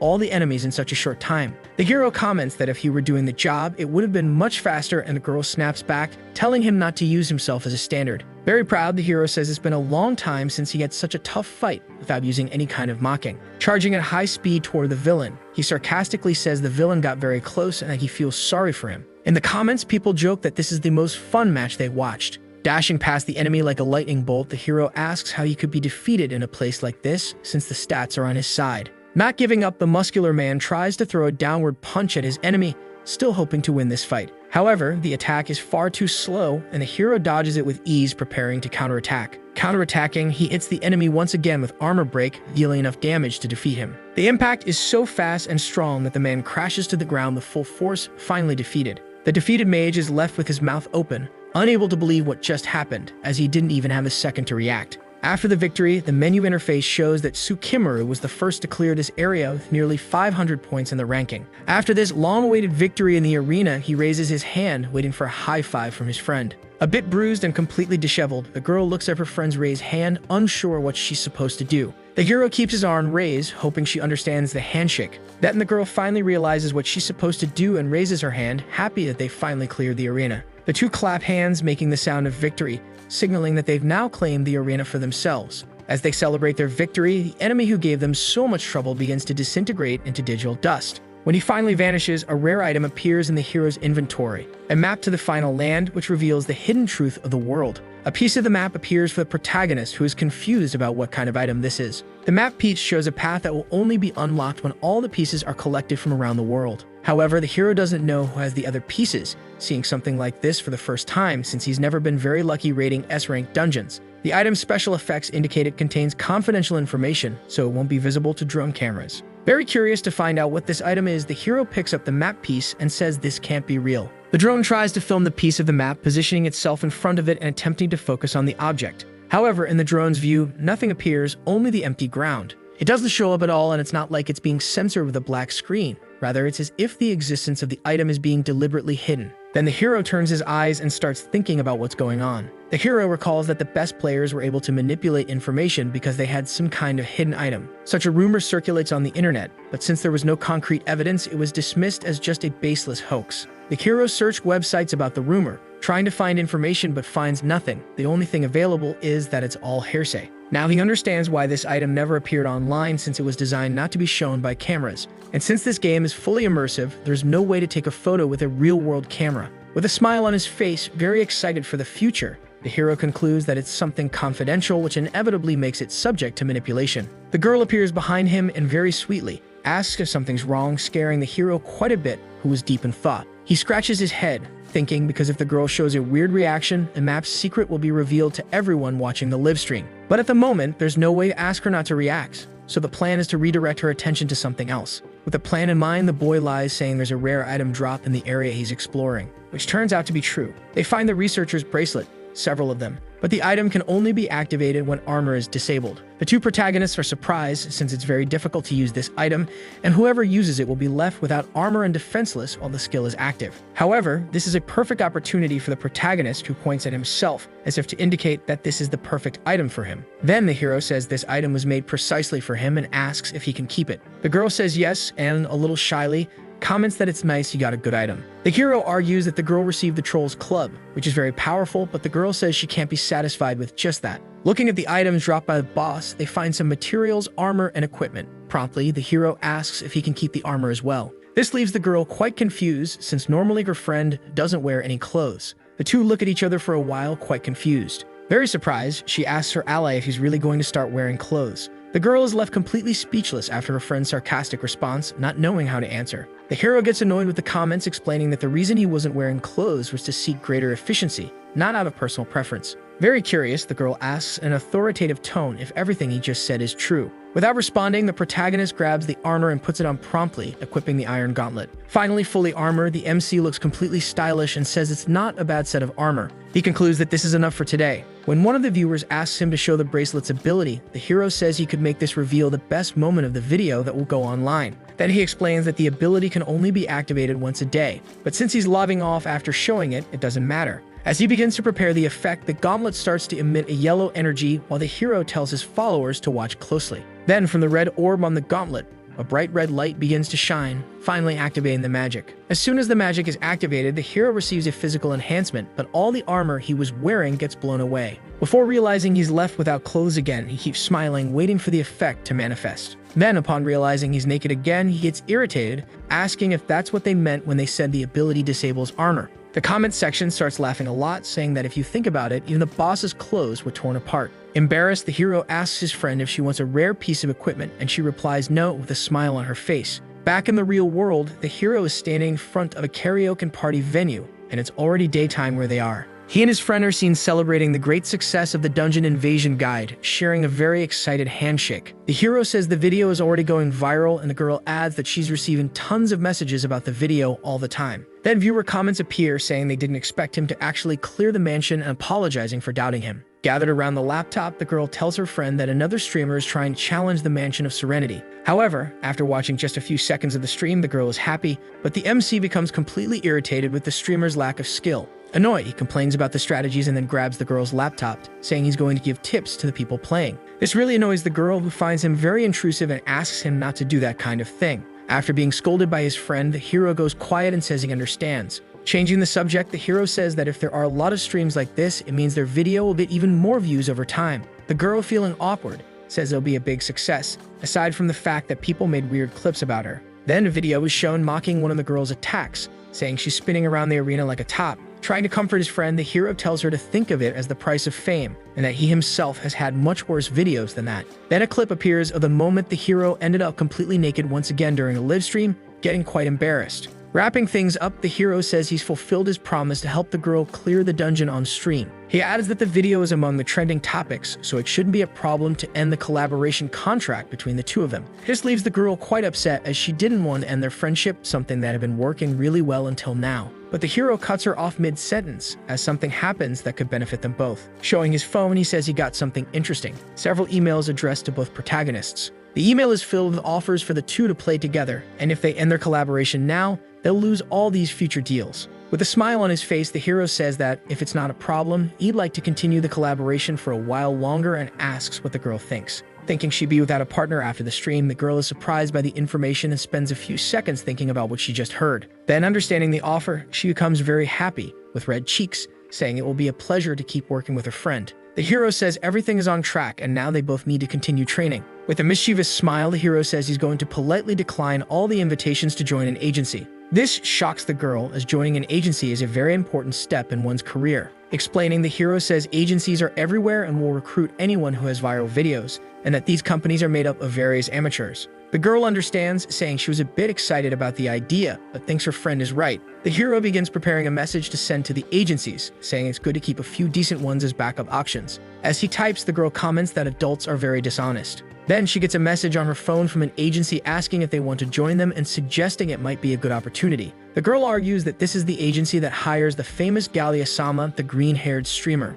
The hero rejects the idea, explaining that they take 90% of super chip earnings and don't offer any employee benefits or social security. The starting pay is low, and they would own all the rights to the content the streamers produce, which is an extremely abusive practice. And even after the contract ends, they'd still be unable to join another company for 3 years. Very curious, the girl asks her friend how he knows all of this. He yells, completely upset, saying that was the horrible contract he received. But in reality, that was just a thought in his head, so he lies to his friend, saying he saw all of it online. She replies that that must be a lie because the green-haired girl's agency would never be that awful. The hero looks at his friend and realizes something very important for the future. He reflects, thinking that maybe the girl was like that before signing the contract. The girl was blinded by the industry's false promises, and the more he thinks about it, the more he realizes she might have been a victim. Then he explains that if they randomly joined an agency, they wouldn't have the right to choose who they could stream with. The girl agrees with her friend when he suggests that they analyze the collaboration offers before deciding anything and asks what kind of proposals they received. Very excited, the hero turns the phone around and shows the offers, feeling happy with what he sees. With a radiant smile, he tells his friend that one of the offers was from the person she was waiting for. Rhea is the name of the streamer who sent an email, hoping to collaborate with the two of them, inviting them to her home to discuss the details. The girl is completely stunned and shouts the name of her favorite streamer, blushing heavily. Excited, she jumps off the couch, saying this is spectacular, and tells him to accept the invitation, claiming she's available any time of day. Staying relaxed in his chair, the hero says that's great because he was also thinking of accepting the offer. The girl, very excited, says the two of them owe Rhea, since she was the one who showed their video on the internet for the first time. Besides that, the hero has something else in mind that he kept from his friend. Rhea wants to talk about an item that didn't appear on the stream, the map piece. Looking at the phone, very excited, he says that apparently they're going to hear something interesting. The heroes then head to the city of Ermental Trade, which is surrounded by a vast sea, giving rise to the city's port. Inside the city, the protagonists enter the Rayline Guild base, which is a large, well-maintained mansion. Many players gather inside the base to carry out all sorts of actions in the game. The moment they enter the room, the players notice their presence due to their great fame, commenting that they're heading straight to the second floor. Finally, wearing clothes, the hero begins to climb the stairs while people gossip, wondering if they're going to join the guild. It's clear the two are heading directly to the guild master's room, indicated by the writing on the door. It's Miss Rhea's room, and it looks exactly like it does in the stream, which makes the girl very nervous because of it. Excited, the girl says it's really cool to have a base and that it's an amazing feeling to have people notice your presence. Then she asks why they don't make one. Explaining, the hero says it's only possible to buy a guild house with real money, and a plot as large as this mansion is very expensive. He says that this place is too expensive for their savings, making the girl say that this world is very hard to live in. Suddenly, the sound of a door opening echoes, and the two quickly turn to see who's coming in. Entering the room, the guild leader says it's very nice to meet them and thanks them for coming. Promptly, the hero steps forward and says not to stress, because they're the ones who owe the girl in many ways. However, being a huge fan of Rai-chan, the girl becomes completely shy, with red cheeks, and can't even finish a sentence. Embarrassed, the hero tells the girl to introduce herself in a better way. The girl gets the message, am excited, jumps from the chair, introduces herself, and reveals her original username, which irritates the MC. Then she declares that she's a huge fan of Rhea. Very excited, she starts talking about all the content she watches, saying she watches each video at least 3 times and has seen all the videos and streams. This makes Rhea completely thrilled to have a true fan in the room. Then, approaching, she shakes Yuka's hand, thanking her for all the support she's given, which makes the hero reflect that Rhea is used to dealing with fans. While the girl says she's never washing her hand again, the hero gets annoyed, thinking it makes no sense not to wash her hand because of a game character. Turning around, the guild leader extends her hand and thanks the hero for coming, to which he happily replies that he's grateful she remembered a newbie like him. Responding, the girl says it was to be expected, since she was the one who invited them, and regardless of his appearance, she has great intuition, which surprises the hero, who wonders what kind of intuition that is. Cleverly, she replies that it's the intuition to know which newbie will go far and says that maybe the two of them will surpass her in an instant. Proud, the hero says that's a high bet, but adds that he's sure her intuition is spot on. As they shake hands, the girl says she'll do her best not to hold them back or get in the way during their joint stream. However, there is something she wants to confirm before the collaboration talk the two of them are about to have. Without waiting long, the protagonist already brings up the map piece and asks how many of those pieces the girl has. Surprised by his directness, the girl replies that he's not even sure she actually has the map. He assumed it was a limited item, only available to those who invaded the S-rank dungeon, since he found nothing about it on the internet. Then, looking into the girl's eyes, he states that the only people who know about the existence of the map are those who already possess a piece. The girl is stunned by the hero's intelligence and understands, but is left speechless. Understanding the logic of the professional, the girl takes a map from her inventory and reveals that she has a piece. This is the 4th piece of the final land map, which hides a hidden truth about the world. Still confused about its purpose, the boy asks if it's an actual map. Thinking about it, she says that other guilds are probably collecting pieces too, but everyone must be keeping that information to themselves. The hero then says that normally high-level dungeons can only be discovered by guilds. Taking the opportunity, the girl invites the two of them to join the guild, saying they are welcome with open arms. The girl, very excited, shouts that she's going to join the guild, but before she can finish the sentence, her friend puts his hand over her mouth. However, the two wouldn't be able to get many map parts on their own, so the streamer says she can help them by editing videos, streaming, or promoting them. But suddenly, a man with cat ears bursts through the door at full speed, very angry, saying he's against letting the two join. Shouting, very irritated, the blue-haired man declares that they can look for the map on their own as they don't need help from strangers. The man's aggressive entrance makes the girl curious, while the hero simply wonders who this guy is. Curious, he comments that the man looks like a famous streamer, then turns to the guild leader and asks if that's her puppy. This deeply enrages the man, who pulls a weapon from his inventory and, furious, curses at the hero, preparing to attack him. Very angry, he asks who's being called a dog and unleashes a powerful attack on the hero, who dodges quickly. Both are surprised by the hero's dodge speed, pausing for a moment, impressed by his reaction time. Still furious, Ri's puppy charges once again, determined to defeat his opponent. While attacking, he calls the hero low-level trash and tries to land a strike with his weapon. Adding to his provocation, he says the hero uses bad gear, but without any effort, the hero dodges again. Irritated, the man yells for the hero to know his place and tries to attack once more, but fails as the hero keeps dodging. The girl is completely surprised by her friend's skill, calling him amazing. Charging at the hero, the man says he's just a rookie who talks nonsense and only knows how to dodge attacks. Without even breaking a sweat, the hero dodges again and, in a very stylish manner, stares directly at his opponent, trying to intimidate him. But he won't let it slide and pulls from his inventory the knife he used to defeat the villain earlier. And before the opponent can attack again, the protagonist points the knife at his face. The two stop fighting immediately. With the blade close to his face, the man starts to sweat nervously and says it's fine. The fight ends there. But he lied, claiming that in fact the fight is only now going to get serious. Then he charges once again, screaming in rage at his opponent. Before the fight can go any further, the guild leader shouts for them to stop, clearly stressed by the situation. Apologizing for her friend's behavior, the girl explains that his name is Kugami Uma, one of the strongest players in the game and also a famous content creator. The hero comments that despite all that, it seems the girl didn't raise her friend very well. His boldness shocks his female friend. Seeming to have a very short fuse, Oma pulls his sword again and prepares to attack. However, Rie becomes quite irritated and glares at him with an authoritative and furious expression, ordering him to stop getting angry over such small things. She says he's being rude to their guests and reminds him that now that they have a piece of the map, the best step to take is to pursue a collaboration. While reflecting, the hero recalls that he used to go to this area to gain XP and thinks it was exactly there that the two of them unlocked the local dungeon.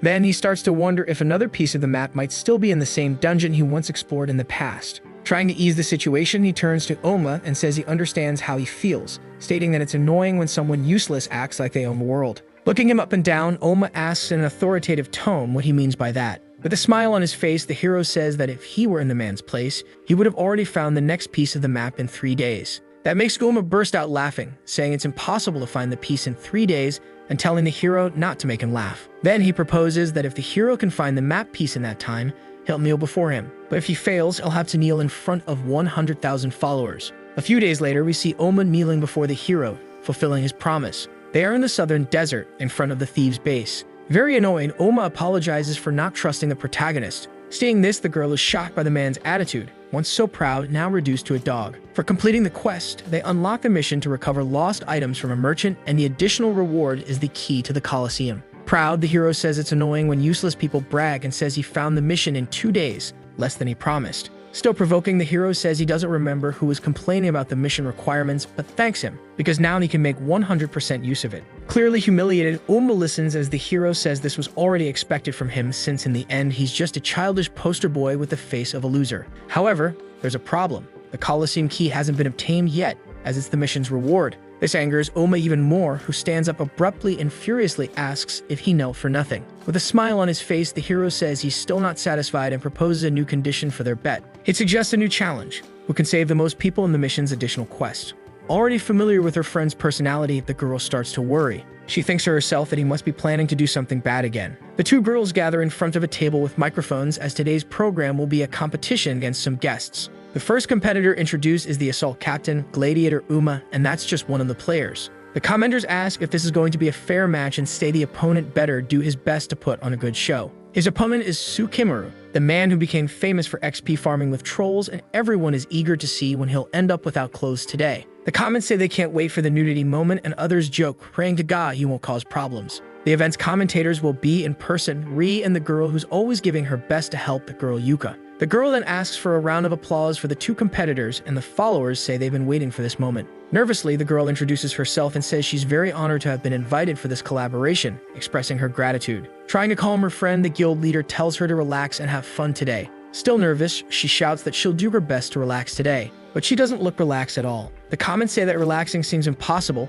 pointing out that the girl contradicted herself right after speaking. The mission rules are very simple. They must recover the items of a merchant from a guild that was robbed by thieves. However, the main challenge will focus on the additional prize, which is a race to see who can save the most NPCs trapped in this mission. Curious, the girl promptly stands up and asks if a rescue mission is very different from eliminating enemies. Rhea explains that it's not necessary to defeat or even engage in combat. The ideal approach is to avoid fights and focus on mission progress to complete it more easily. Trying to make the match fair, the girl notes that in that case, Tsukumaru will have a clear advantage, since his class is Thief. Annoyed, he yells at the girl, asking whose side she's on and saying she didn't even think before saying that. But then he starts to reflect and realizes that, regardless of his friend's intention, he likes where this is going. Since he's a thief, the boy decides to give his opponent a 5-minute head start to make the competition more balanced. Annoyed, the cat ears man asks if he's being underestimated or if something is being planned. Casually, the hero responds that obviously he's planning something, but if his opponent doesn't like the idea, they can start at the same time.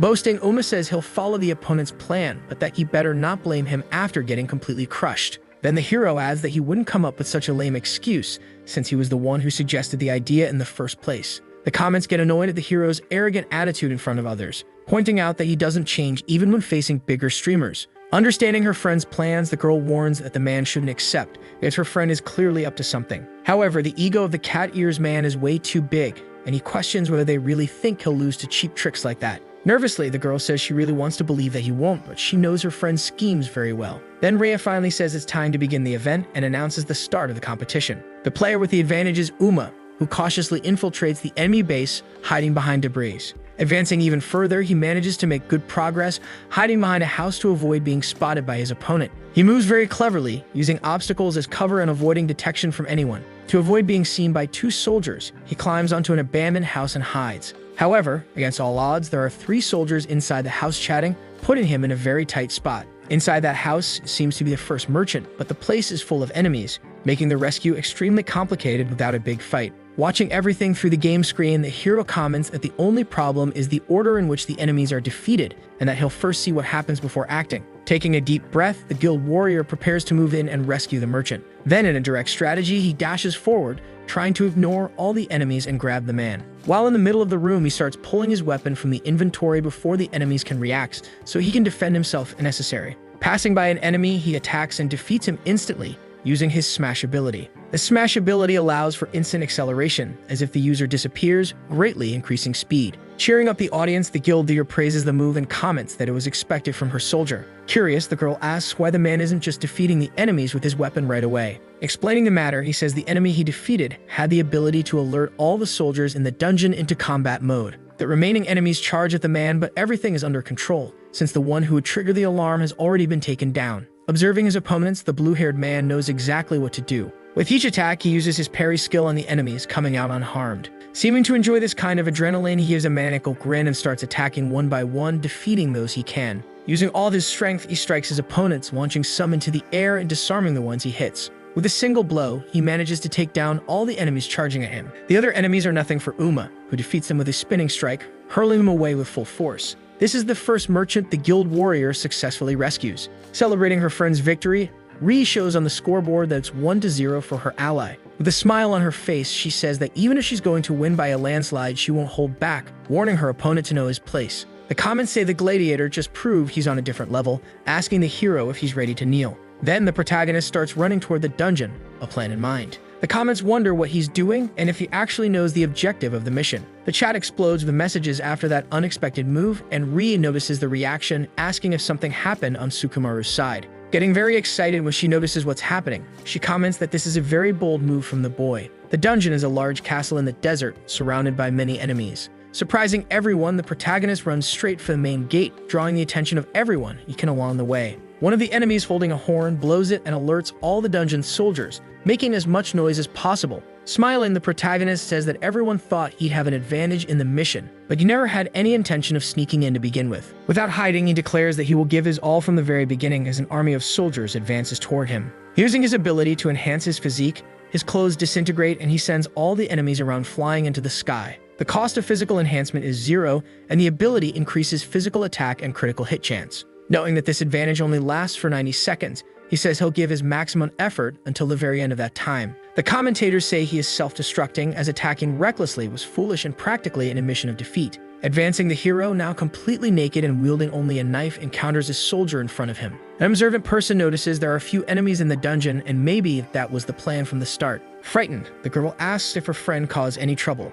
All enemies in the area headed toward the warrior, following the hero's plan exactly. When enemies enter combat mode, they attack the closest player in their area. However, most of them went after the blue-haired man as he was closer to the main base. Completely surrounded by enemies, Oma is forced to face them one by one, unable to move freely. Meanwhile, the protagonist takes the opportunity to clear the rooms where the merchants were imprisoned. One by one, he manages to rescue the NPCs. The score is now 2-1 in his favor. The competition ends with a score of 4-1 as the hero managed to save all the required merchants. It's a clear victory for Tsukimaru, who raises one finger, showing his pride in having won. The commentators get annoyed, saying it was a frustrating ending, but they admit the strategy was interesting. Seeing he lost so overwhelmingly, the guild warrior approaches, cursing his opponent, visibly irritated. Laughing, the MC says he warned from the beginning that he was scheming something, and it was the opponent himself who fell into the trap. Uma lets out a laugh and admits he has a point. Embarrassed, the girl apologizes, saying her friend isn't so terrible in person. With the additional requirements unlocked, a hero heads for the treasure entrance.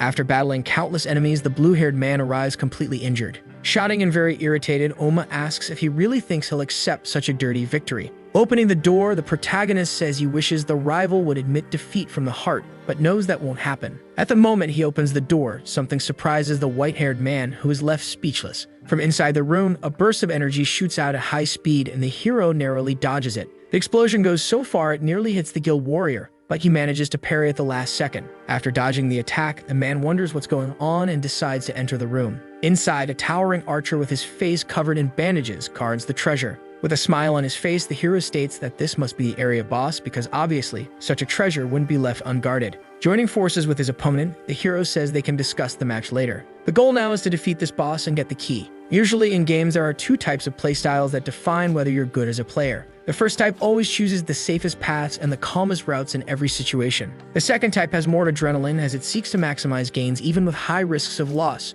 There's no right answer between the two tactics, but the person saying this fits into the first type. The Cat Eaters is known for being skilled and strong, and his reputation was built on the fact that he never lost a fight. Having seen the boss, the hero says they can talk about the match later and that first they need to defeat this guy and clear the quest. Refusing to lose even a little, Oma gets angry and yells at the hero, asking if he's messing with him. Pointing to the remains of the attack, the gladiator says it's not possible to call it a boss just because of that attack, and that maybe it's not meant to be defeated. The boss's story is that he's a fallen warrior who ended up becoming a bandit, losing his honor, and all he has left is his bow. Then someone from the comments explains that this is the kind of enemy you're supposed to run from, because his level is too high to fight. Trying to convince his opponent, the man says that a real player would think before acting, because they can't defeat him no matter what. Very proudly, the protagonist says that the developers think they're going to run away, but that's annoying, so he'll defeat the boss just to prove his point. The comments cheer, saying that it's really cool, and if he can really do it, why not try? Shouting because he's getting nervous, Ree's ally says the correct answer is to find a way to clear the area without fighting the boss.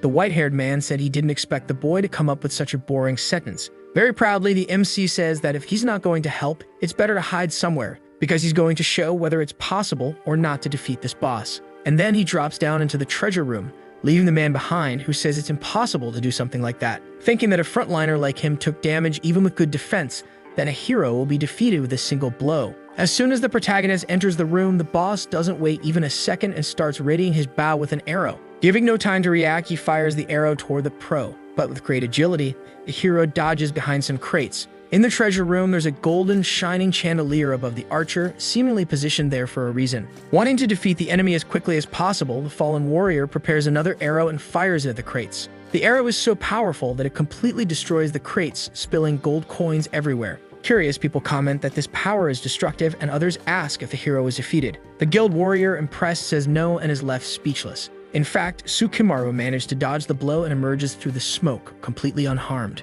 The comments, impressed, wonder if he really dodged it, since the speed of that shot was amazing. Without stopping for a second, the area boss fires a barrage of arrows at the MC, who dodges all of them with great mastery and speed. The followers get excited seeing this, saying it's incredible that the hero hasn't been hit yet because he's so skilled. Blowing up, the comments start praising the protagonist's gameplay, saying he's a great player, and some say they'll check out his channel. However, the guild leader isn't impressed at all, saying that his play still wasn't good enough. This surprises the girl a lot, who asks why the move wasn't impressive. Then the king explains that all he can do is dodge, because the only form of attack he has is a knife, and he can't get close enough to the enemy with it. Observing closely, the cat ears says that when his mana runs out, you won't be able to take quick steps anymore and the match will be decided. A comment asks how long it will take to defeat the archer. While dodging an attack, the hero says it will take some time, but it's not that hard. Knowing what to do, the player says it only takes a single attack if he can get behind without the boss moving an inch. The MC's situation is exactly as the girl described. If he has time, he can win, but as time passes, the followers will get bored.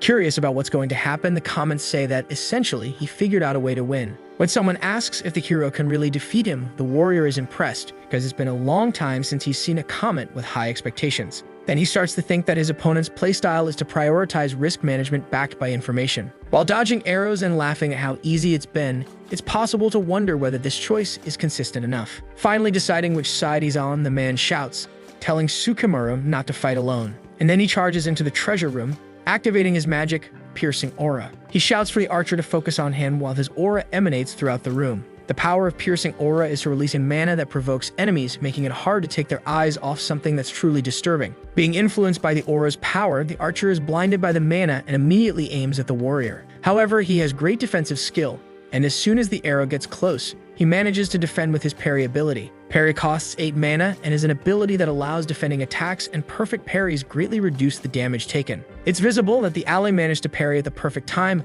but still took some damage, reducing his HP by 20%. Asking his new ally, the hero questions what's wrong, since his moves suddenly changed. Answering that it's been a long time since he took a risk, he asks if his friend can really follow through with the strategy that was mentioned. Teaming up, the two prepare to defeat the archer, while the protagonist says he can maintain his strategy. The wait is over, and the two unite and apologize for the stream being boring until now. Finally, this is their chance to win. So for the strategy to work, the warrior needs to defend 5 more shots from the archer for everything to fall into place. Cat Ears says he can defend up to 20 shots if necessary. Then another arrow is seen being launched and is easily blocked by the warrior, giving the hero an opening to act. Advancing, the MC says he won't let the sacrifice go to waste, to which the warrior replies that he hasn't been defeated yet. When the protagonist hides behind some crates to strike, the archer turns his attention, but quickly, the warrior calls him back. Activating piercing aura once again, he says that he is the opponent and then calls him to battle. The fallen warrior is consumed by rage and turns his attention to the man. Then he unleashes a powerful arrow attack that leaves behind a potent trail of energy. With his extreme skill and defense, the ally manages to parry the attack, saying that 3 more are left before the fight ends. Firing once again, the attack is blocked, leaving only 2 more for the archer to be completely defeated. However, something greatly surprises the warrior, who wasn't expecting it, and he is left speechless about what's coming. It was another powerful arrow which was defended, but not at the ideal timing. Worried, the followers begin to lament, saying everything is lost. Because he missed the perfect timing, the cat-eared man is frozen for a few seconds, which will bring bad consequences. With no mercy at all, the fallen warrior prepares his strongest arrow to destroy his enemy. Seeing all this, the comments say it's all over and ask if he can really defend against that attack. However, everything is going according to the MC's plan, who congratulates his friend and then drops from the chandelier, landing above the archer. Hanging from the chandelier, the hero, ironically, tells the archer to aim very carefully. But something happens and the archer notices the boy on the chandelier, then prepares his charged attack. Luckily, the player manages to dodge using his spin skill, and the shot goes straight past. Then he drops from the chandelier toward the enemy, activates his armor break, and stabs the enemy hard in the chest. However, despite all the effort, the attack did almost no damage, not even 10%. The comments become very sad, saying that this is impossible, because the critical didn't trigger and the level gap is too big. But everything was going as planned. In fact, the chandelier begins to fall on top of the archer's head. With a proud smile on his face, the MC says his aim was always on the object above the enemy's head. Seeing his defeat is imminent, the fallen warrior looks up and notices the chandelier crumbling. The chandelier then crashes down on the enemy, destroying him instantly, while the hero runs at full speed to avoid the debris. The chandelier was strong enough to instantly defeat the enemy, zeroing his health in a single blow. The comments celebrate, saying that was a spectacular move, and wonder if it was really all planned. It's possible to see the chandelier on top of the enemy's body among the wreckage. With a mix of happiness and anger, the ally yells, saying that if he was going to do something like that, he should have warned him first. Tired after managing to defeat the villain, he calls his ally lucky for having survived all of it. Answering that there wasn't time to explain since the enemy's positioning was too crucial, he says he couldn't afford to lose concentration. The two girls realize that all this talk is a lie from the boy. Extending his hand, the hero jokingly asks if the boss was really impossible to defeat. This attitude startles the blue-haired man, who doesn't know how to react. Laughing a little, he says he was wrong, and that his new friend is truly spectacular. Looking at his new ally with a soft, calm smile, Then the two shake hands and the warrior admits defeat, saying this is his friend's victory. Then the two start arguing again as the hero says he won twice, and the warrior asks if he's really proud of such a cowardly method. Ri says he honestly hoped the two would get along, and the girl replies that it's like seeing a new side of Uma. Having completed the mission, they obtain the key to the Coliseum of Antagonist Warriors, which is the item used to open the S-rank dungeon. Then the two return to the desert in front of the thieves' base. There, the girl was talking, asking if they're really going to move on to the S-rank dungeon as planned. Suddenly, the hero receives a message on his menu interface and wonders who sent a direct message. What he reads in the message surprises him greatly, leaving him speechless. Then he turns to his ally and asks if he can hold on to the key until the start of the next stream. The message is from someone asking if the boy wants to become an influencer. The person behind the message is the CDO of the company, saying they have an old grudge to settle. With an evil smile on his face, the protagonist knows exactly what to do from here. One of the most talked about on the internet is Tsukimaru, and many said they doubted he could defeat the boss. His fame grew so much that people tried to discover the true identity behind the character. All this fame impresses the boy, who realizes he's really becoming famous. Inside the game, someone approaches the protagonist saying that 100,000 followers in 3 months is quite an achievement. Finally meeting face to face, the man who sent the direct message says they'll enjoy success together in the future. At the planned location, the man and the boy stare at each other, not saying anything, waiting for the other to react. When people arrive, the MC finds it strange because the businessman only brought 3 lackeys with him, thinking there would be more. The first lackey is Sigmund, level 22. His class is a swordsman, very skilled. The businessman is named Guest 1523, his level is 27, and he is a mage. The best of the 3 is Honora Kakuga, level 23. His class is attacker. The president is the same, as his name has no personality and his equipment looks nice, but doesn't work. Horrible memories from the past flash through the MC's mind, and the more he remembers, the more irritated he becomes. Trying to play along with the man's little game, the hero pretends to not understand and asks who these people are. Remembering that the two are part of the agency, it's best to decide whether there's a point of reference. Hearing that, the hero thanks him for the compliment for being called a reference. Looking at the bodyguards, he thinks jokingly that maybe that's not the expression of someone trying to be friendly. Starting to talk business, Yes says he was very surprised that the meeting was inside the game. Apologizing for choosing a remote location, the hero states that if he had a base, they could meet in a private room. The mage says that won't be a problem as they won't be interrupted. Cleverly, the hero says he can check the contract through the internet inside the game. And since the man specified in-game items as part of the contract, this would be more efficient. Very greedy, the man asks if the boy brought the specified item, probably the key. Then he asks if that's really what he wanted and pulls out the key and the piece of the map from the inventory. Taking his first step toward redemption, the hero says the man wants slaves, not employees. This scares the businessman, who thinks his plans have been exposed, but tries to say it was all a misunderstanding. Irritated, the MC says the terms of the contract are strange, since 90% of the profit goes to the office, and the account will be transferred to the company.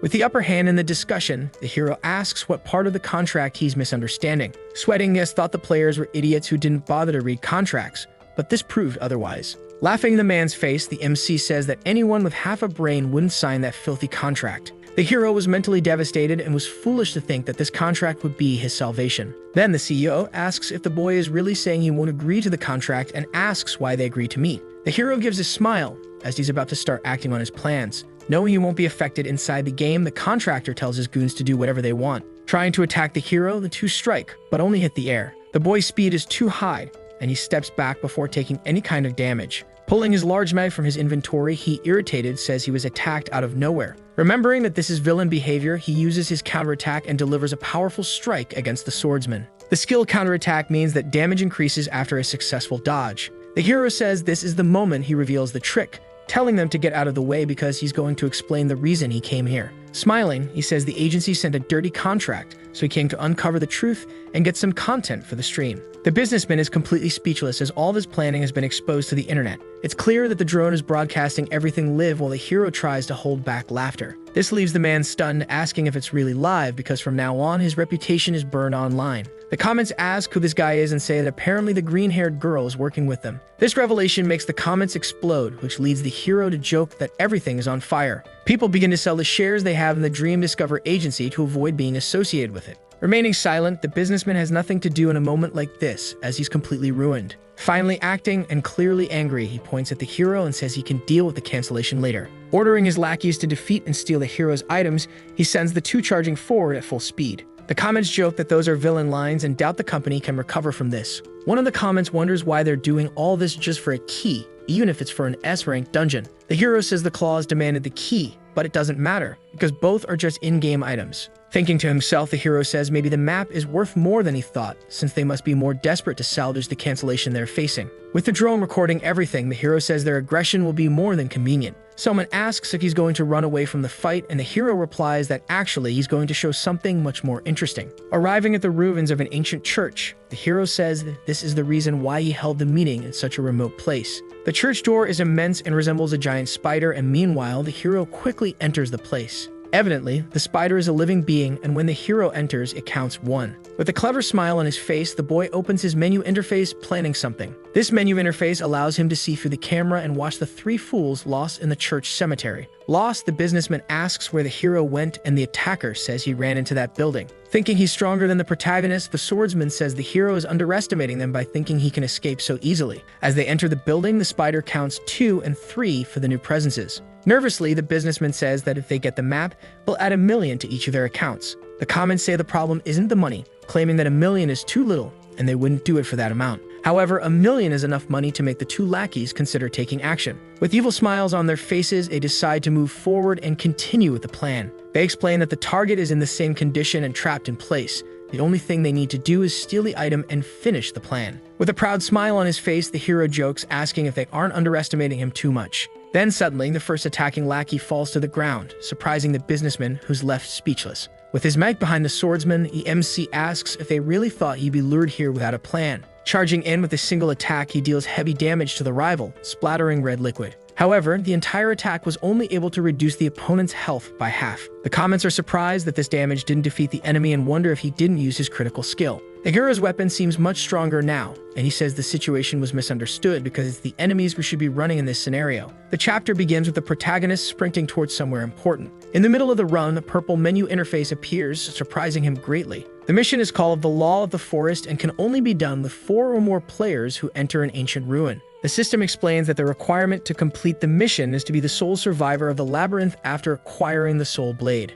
The comments say this quest is really dumb, accusing the hero of having planned this all along and acted like a true villain. With an evil smile on his face, the MC says he was followed there, so the main event of the quest is about to begin. He approaches a room where a blade emanates a purple glow. The weapon looks very powerful, which makes the hero stare at it with excitement on his face. Then, in stylish fashion, he collects the soul-devouring blade. The comments joke that he found it way too early, practically at the start of the quest. However, the pro explains that the mission description requires him to survive while holding the knife, not just acquire it. Back in the present, we see the boy using the powerful knife to deal brutal damage to the swordsman. But this damage wasn't enough to finish off the businessman's lackey. The comments ask if he didn't use the soul-devouring blade's special ability. With the new sword in hand, the hero gives an evil smile and says it's the enemies who should be running. Viewers are impressed that he caused so much damage with just a knife, stating that this weapon could completely break the game. However, one of the comments notices that the hero's health bar also dropped when he attacked. That leads a viewer to question whether the swordsman managed to counterattack, but in fact, something different happened. You can see the monk healing his warrior friend with a strike at the speed of light.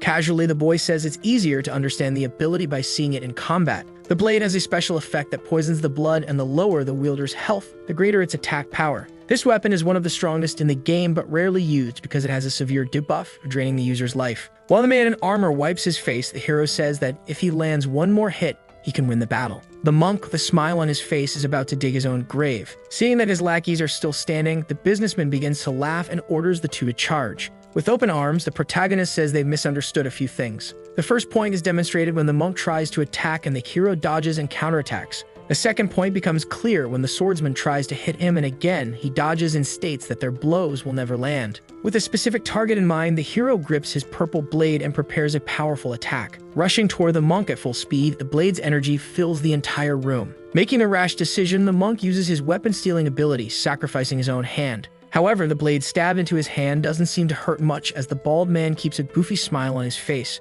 The weapon theft ability is a risky defense that allows one to take the opponent's weapon by suffering direct damage. With a smile on his face, the protagonist asks if the monk really thought he could withstand the attack. Then, delivering a final blow, the hero defeats the enemy with a single strike. The comments start laughing, asking if his damage increased even more, maybe because of the ability will of the weak. Confirming the theory, the hero says that the less health he has, the more damage he deals to enemies. He then activates Will of the Weak, an ability that automatically triggers when the player is below 25% health. Dodging a blue energy attack, the hero comments that it's no problem, even if his health drops to 1. The person who launched that energy strike was a mage wielding a magic wand. The hero, feeling extremely proud, claims he can dodge any attack, so there's no downside to using the sword. The 2 remaining enemies are clearly exhausted from the intense battle. The comments get confused, questioning whether this is unfair. After all, the protagonist is breaking the game's balance. Desperate, the mage scolds his lackeys, demanding they defeat the enemy immediately. The warrior, already severely weakened, begins to sweat cold, doubting his own abilities.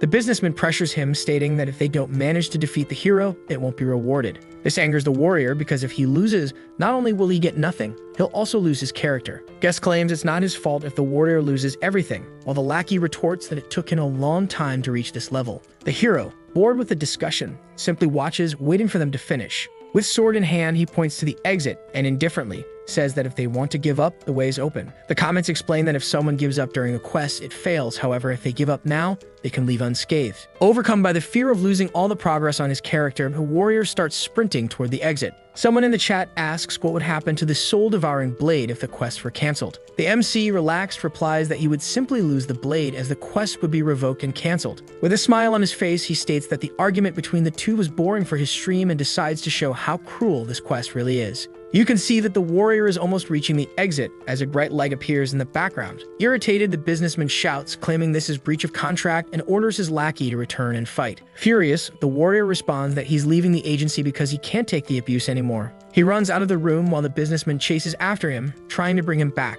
After running for several minutes, the warrior finally sees the exit with the gate wide open. The mage, trying to recover his subordinate, gives one last warning, saying that if he leaves now, there's no turning back. Sweating, the swordsman slowly turns around, asking what kind of warning that is. The businessman, holding a contract, declares that a unilateral breach of contract will result in a 10 million yen fine. The warrior, desperate, closes his eyes and reflects for a few seconds on what to do. Irritated by the contract's abusive terms, he yells at his former boss to shut up and prepares to launch a powerful attack. With no time to react, the businessman can only watch as his lackey charges at him. However, before the blow is struck, a giant spider falls on the warrior, crushing him to the ground. The massive monster uses its weight and sticky webs to pin the warrior down. With a single blow, the spider devours the warrior, filling its mouth with fluid and leaving the businessman terrified. The monster, called the Shadow Executor, is a venomous spider that hunts victims inside the ruin, always attacking by surprise. Angry, the businessman complains, saying his lackey was a terrible player and in the end was defeated alone. However, he soon realizes that he's now the spider's next target and begins to panic. Running, he says that if he doesn't get the map and loses all the items borrowed from his superiors,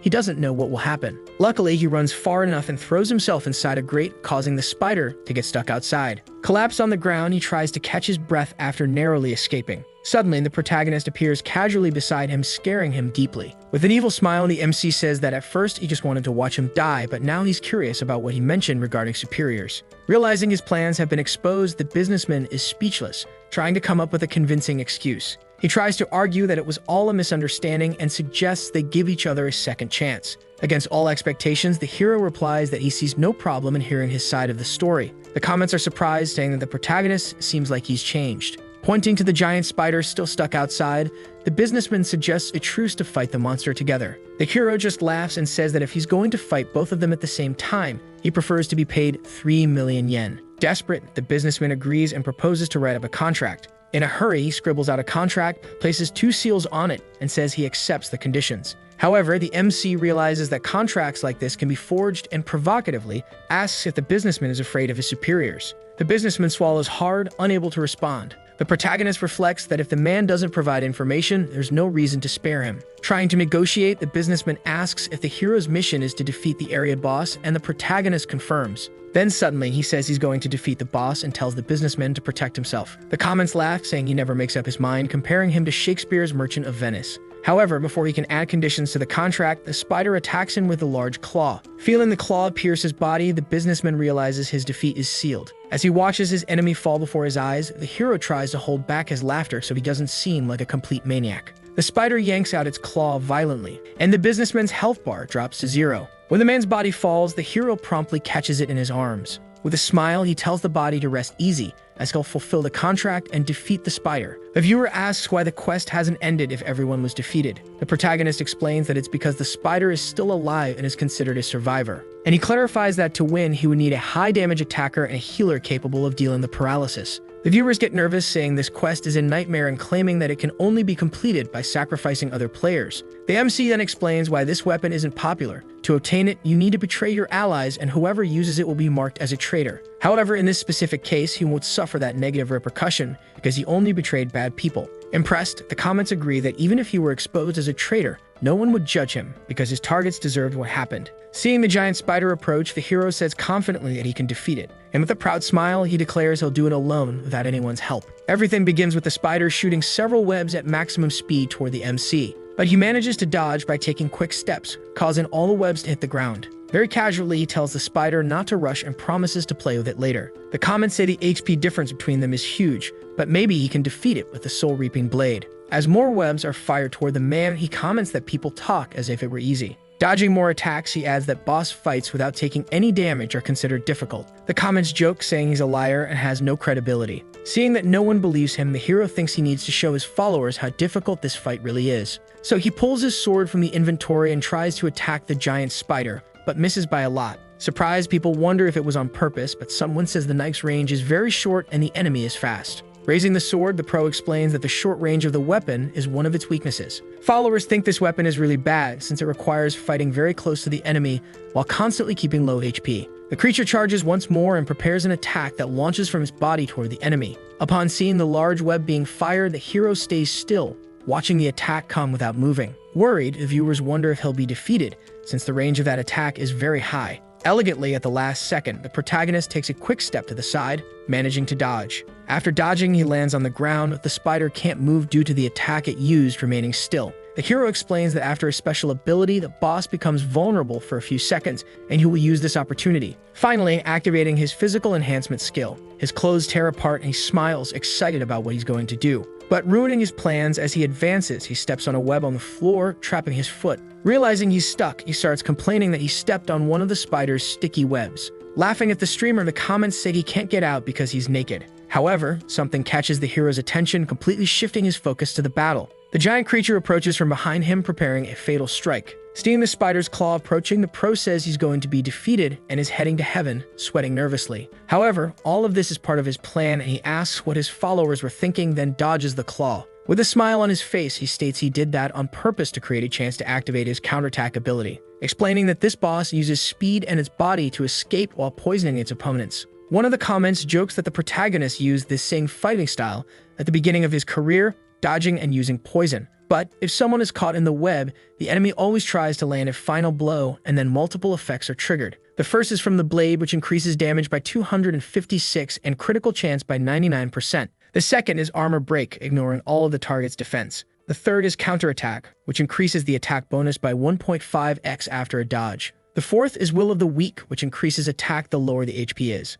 Lastly, physical enhancement triples all attributes for 90 seconds. With all these abilities, the protagonist unleashes a powerful strike, his special attacks, slicing the spider in half. The impact is so great that it causes a massive explosion, destroying the entire room and defeating the boss. The comments go wild, saying it was spectacular, and calling him the goated and the naked king. After defeating the enemy, the quest ends, and the hero mentions that the famous agency sent him a dirty contract, so he decided to search for the truth. Then he turns to the camera and asks if his followers liked the episode. Jokingly, people say they forgot about that because they came for the drama and ended up watching a great fight. Happy to have witnessed that moment, they keep commenting. Looking at the graves, the MC warns his followers to be careful with bad agencies or they'll end up like those people. Ending the live stream, he says he hopes everyone comes back for the next one and asks them to subscribe to his channel. The hero obtained the best weapon of his class, defeated his former president, and his streaming was among the trending topics. It is possible to see the mission Law of the Forest, which required 4 players to complete. A notification informs that there is a mission reward to be claimed, and the item is randomly selected from among the defeated.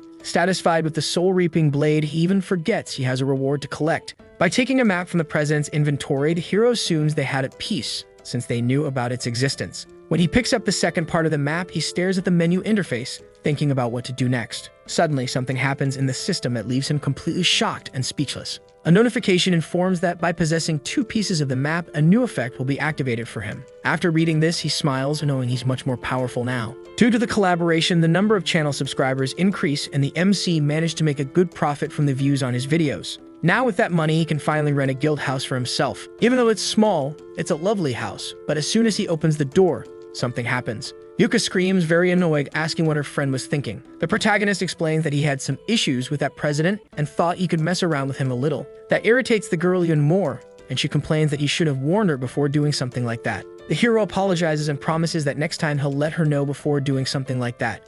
She says it's fine, but warns that if she knows beforehand, she'll try to stop him at all costs. Trying to convince her, the boy asks if the episode wasn't really refreshing for the audience. The girl is left speechless, takes a deep breath, and thinks about how to respond. Then she starts talking a lot about the Gallia agency, complaining about their behavior, and that annoys the hero. Changing the subject, he says there's something he wanted to ask her. He opens the interface showing the owners of the map pieces, and it's possible to see that a man named Alan Neumann has 3 pieces. Not understanding much about the game, the girl looks at the interface and asks what that is. The hero promptly responds, explaining that those are the owners of the map pieces. Annoyed, the girl asks if he hacked the system to get that information and says his image couldn't be worse. He explains that by getting the second piece of the map as a mission reward, he unlocked that feature. He says he doesn't know who that person is just by the name and asks his friend, since she knows the whole list of streamers. The girl thinks about the streamers she knows, analyzing the menu interface. She knows everyone on the list except for the one in first place. Annoyed, she asks if her friend really doesn't know anyone on the list, and the boy replies that he only knows Ray.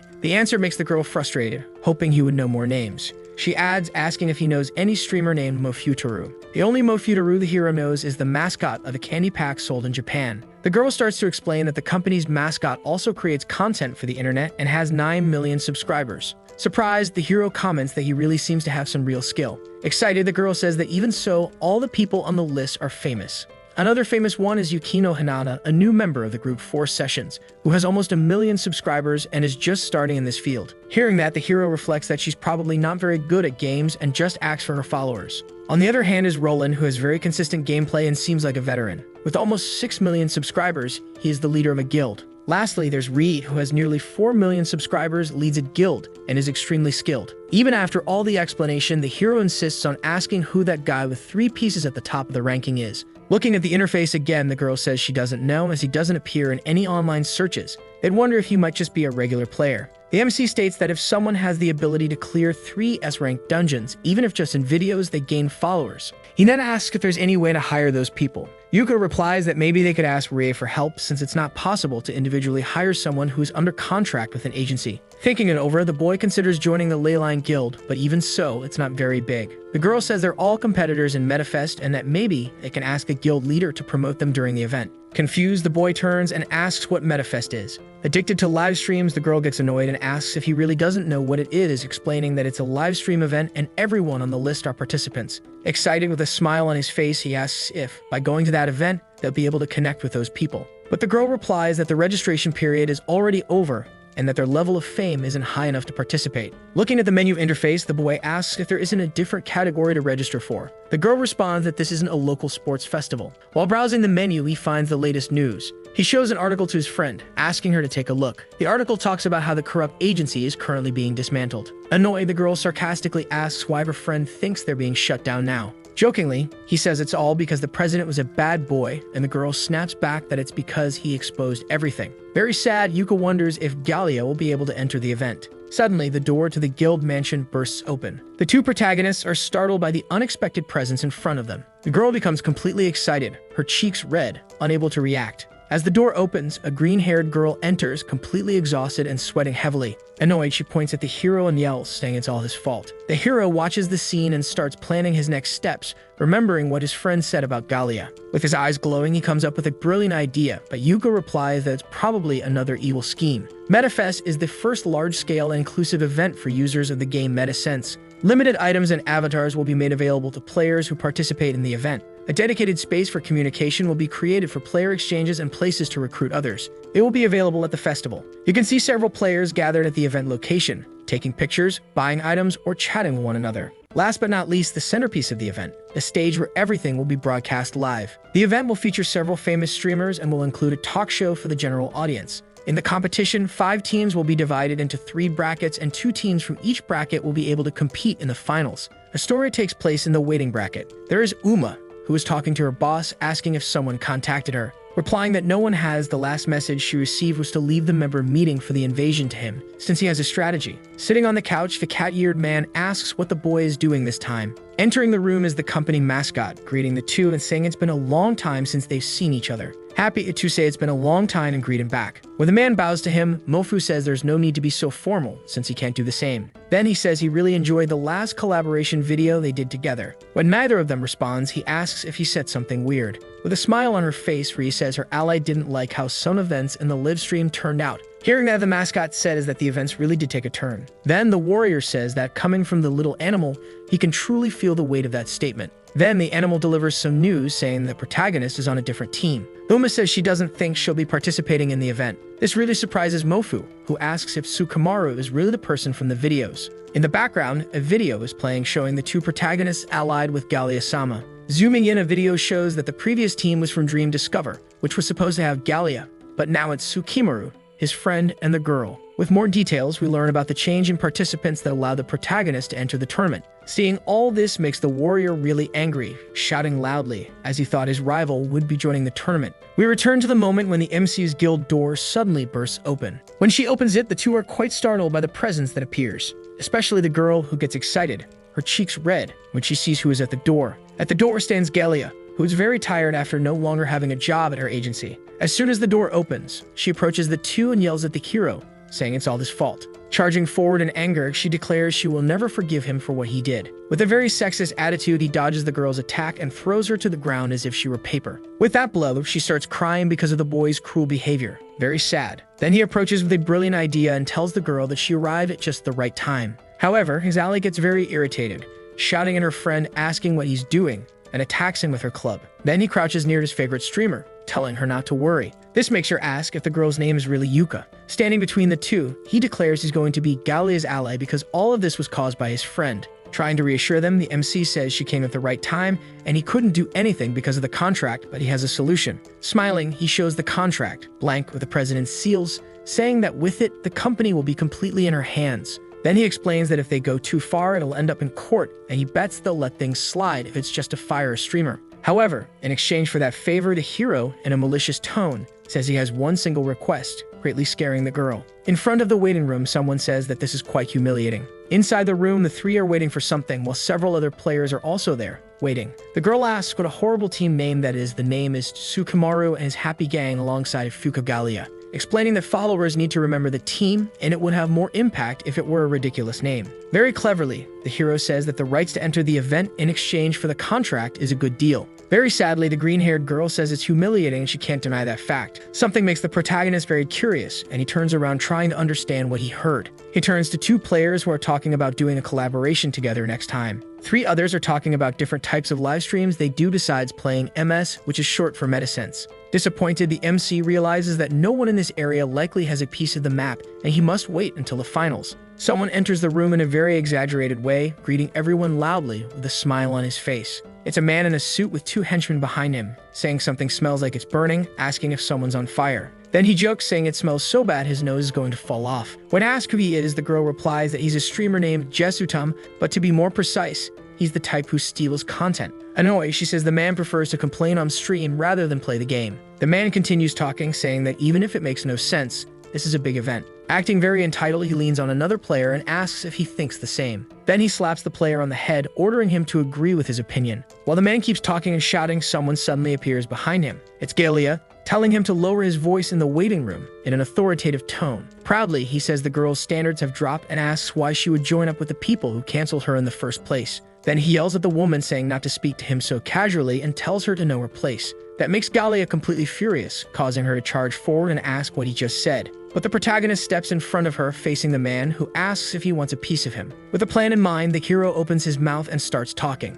Then he begins to praise the streamer a lot, saying how much he admires and appreciates him, with all the sincerity in the world. This leaves the two girls in the background completely speechless at the lies he's telling, which makes the egotist laugh out loud and place his hand on the protagonist's head, saying he knows his place. Then he turns around, saying that this was good for him, calling him a spineless coward. Everyone watches the hero as he walks back to his original spot in complete surprise. Furious, the girl asks what kind of behavior that was and if her friend isn't frustrated that the man stepped on his head. But then the hero explains that if they cause any commotion, they'd be banned from future events. That makes Fuka agree, but the hero says he's going to show them how a first-class person humiliates others. The event begins, and the preliminary competition is a damage per second contest. But rules are simple. You'll be ranked based on the damage dealt in 10 seconds, and only 2 teams from each bracket will make it to the finals. The live stream comments explode, asking if Gallia managed to enter the event and who the protagonist is. In bracket A, there are 5 teams with various names. With a slight smile on her face, the girl says they'll be the second team to attempt the damage per second challenge.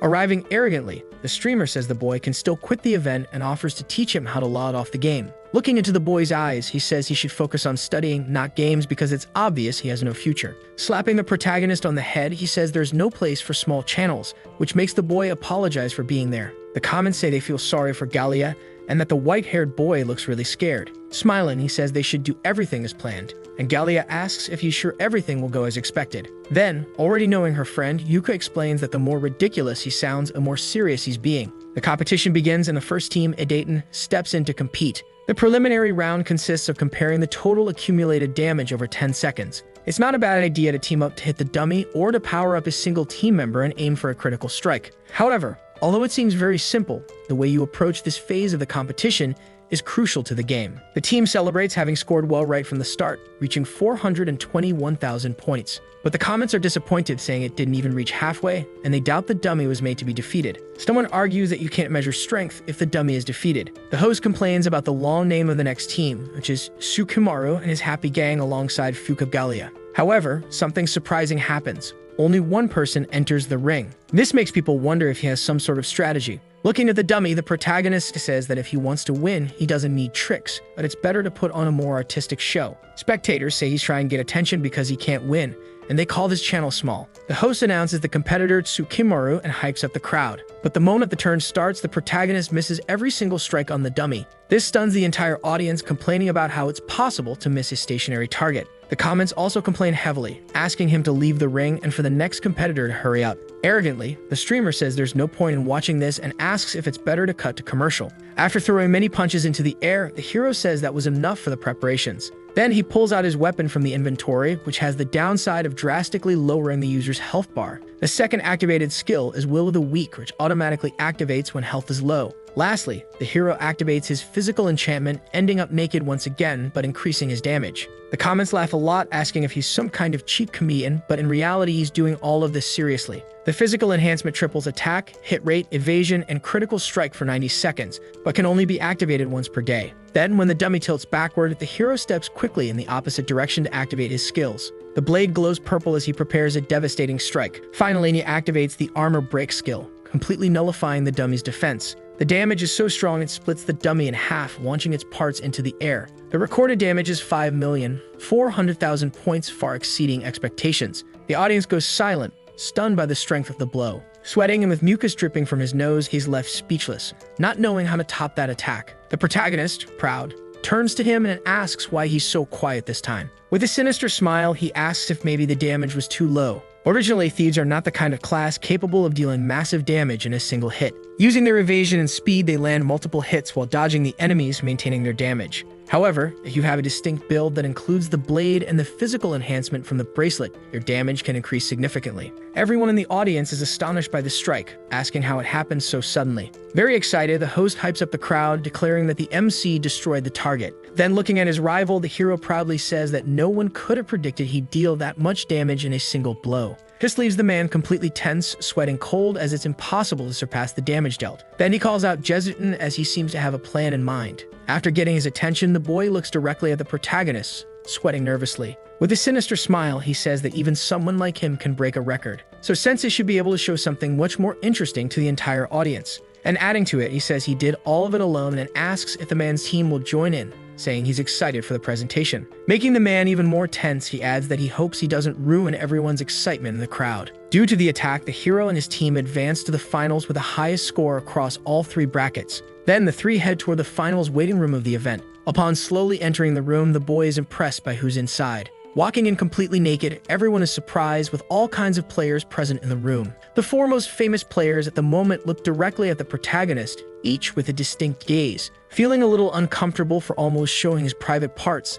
the boy scratches his head in embarrassment. With a fake smile, he asks the other competitors if he made a mistake or did something wrong. This makes Gallia ask if he's being serious, and the girl replies that in the boy's case, chances are he's telling the truth. Then a boy wearing glasses and brown clothes grabs the hero's attention and starts to speak. A group gathers and says that the attack was impressive, asking what kind of build and skills the boy is using. Then they add that they didn't know thieves could deal so much damage and ask if being naked is the restriction of some special item. Then the mascot tells them to stop because the hero is in trouble because of that. He then apologizes to the boy, saying that everyone is just excited about what just happened. Reassuring him, the animal says there's no need to worry, as it's just a side effect of popularity. However, before he can finish his sentence, the girl charges forward and slaps the boy hard on the head. Then she asks if he knows who he's talking to, and the boy replies that he's the mascot of a company that's good at games and a very popular streamer. Being very polite, he thanks the girl for recognizing him, which makes her very flustered, saying she's a big fan. However, this all surprises the hero, who says it's strange to know that the famous mascot is aware of their existence.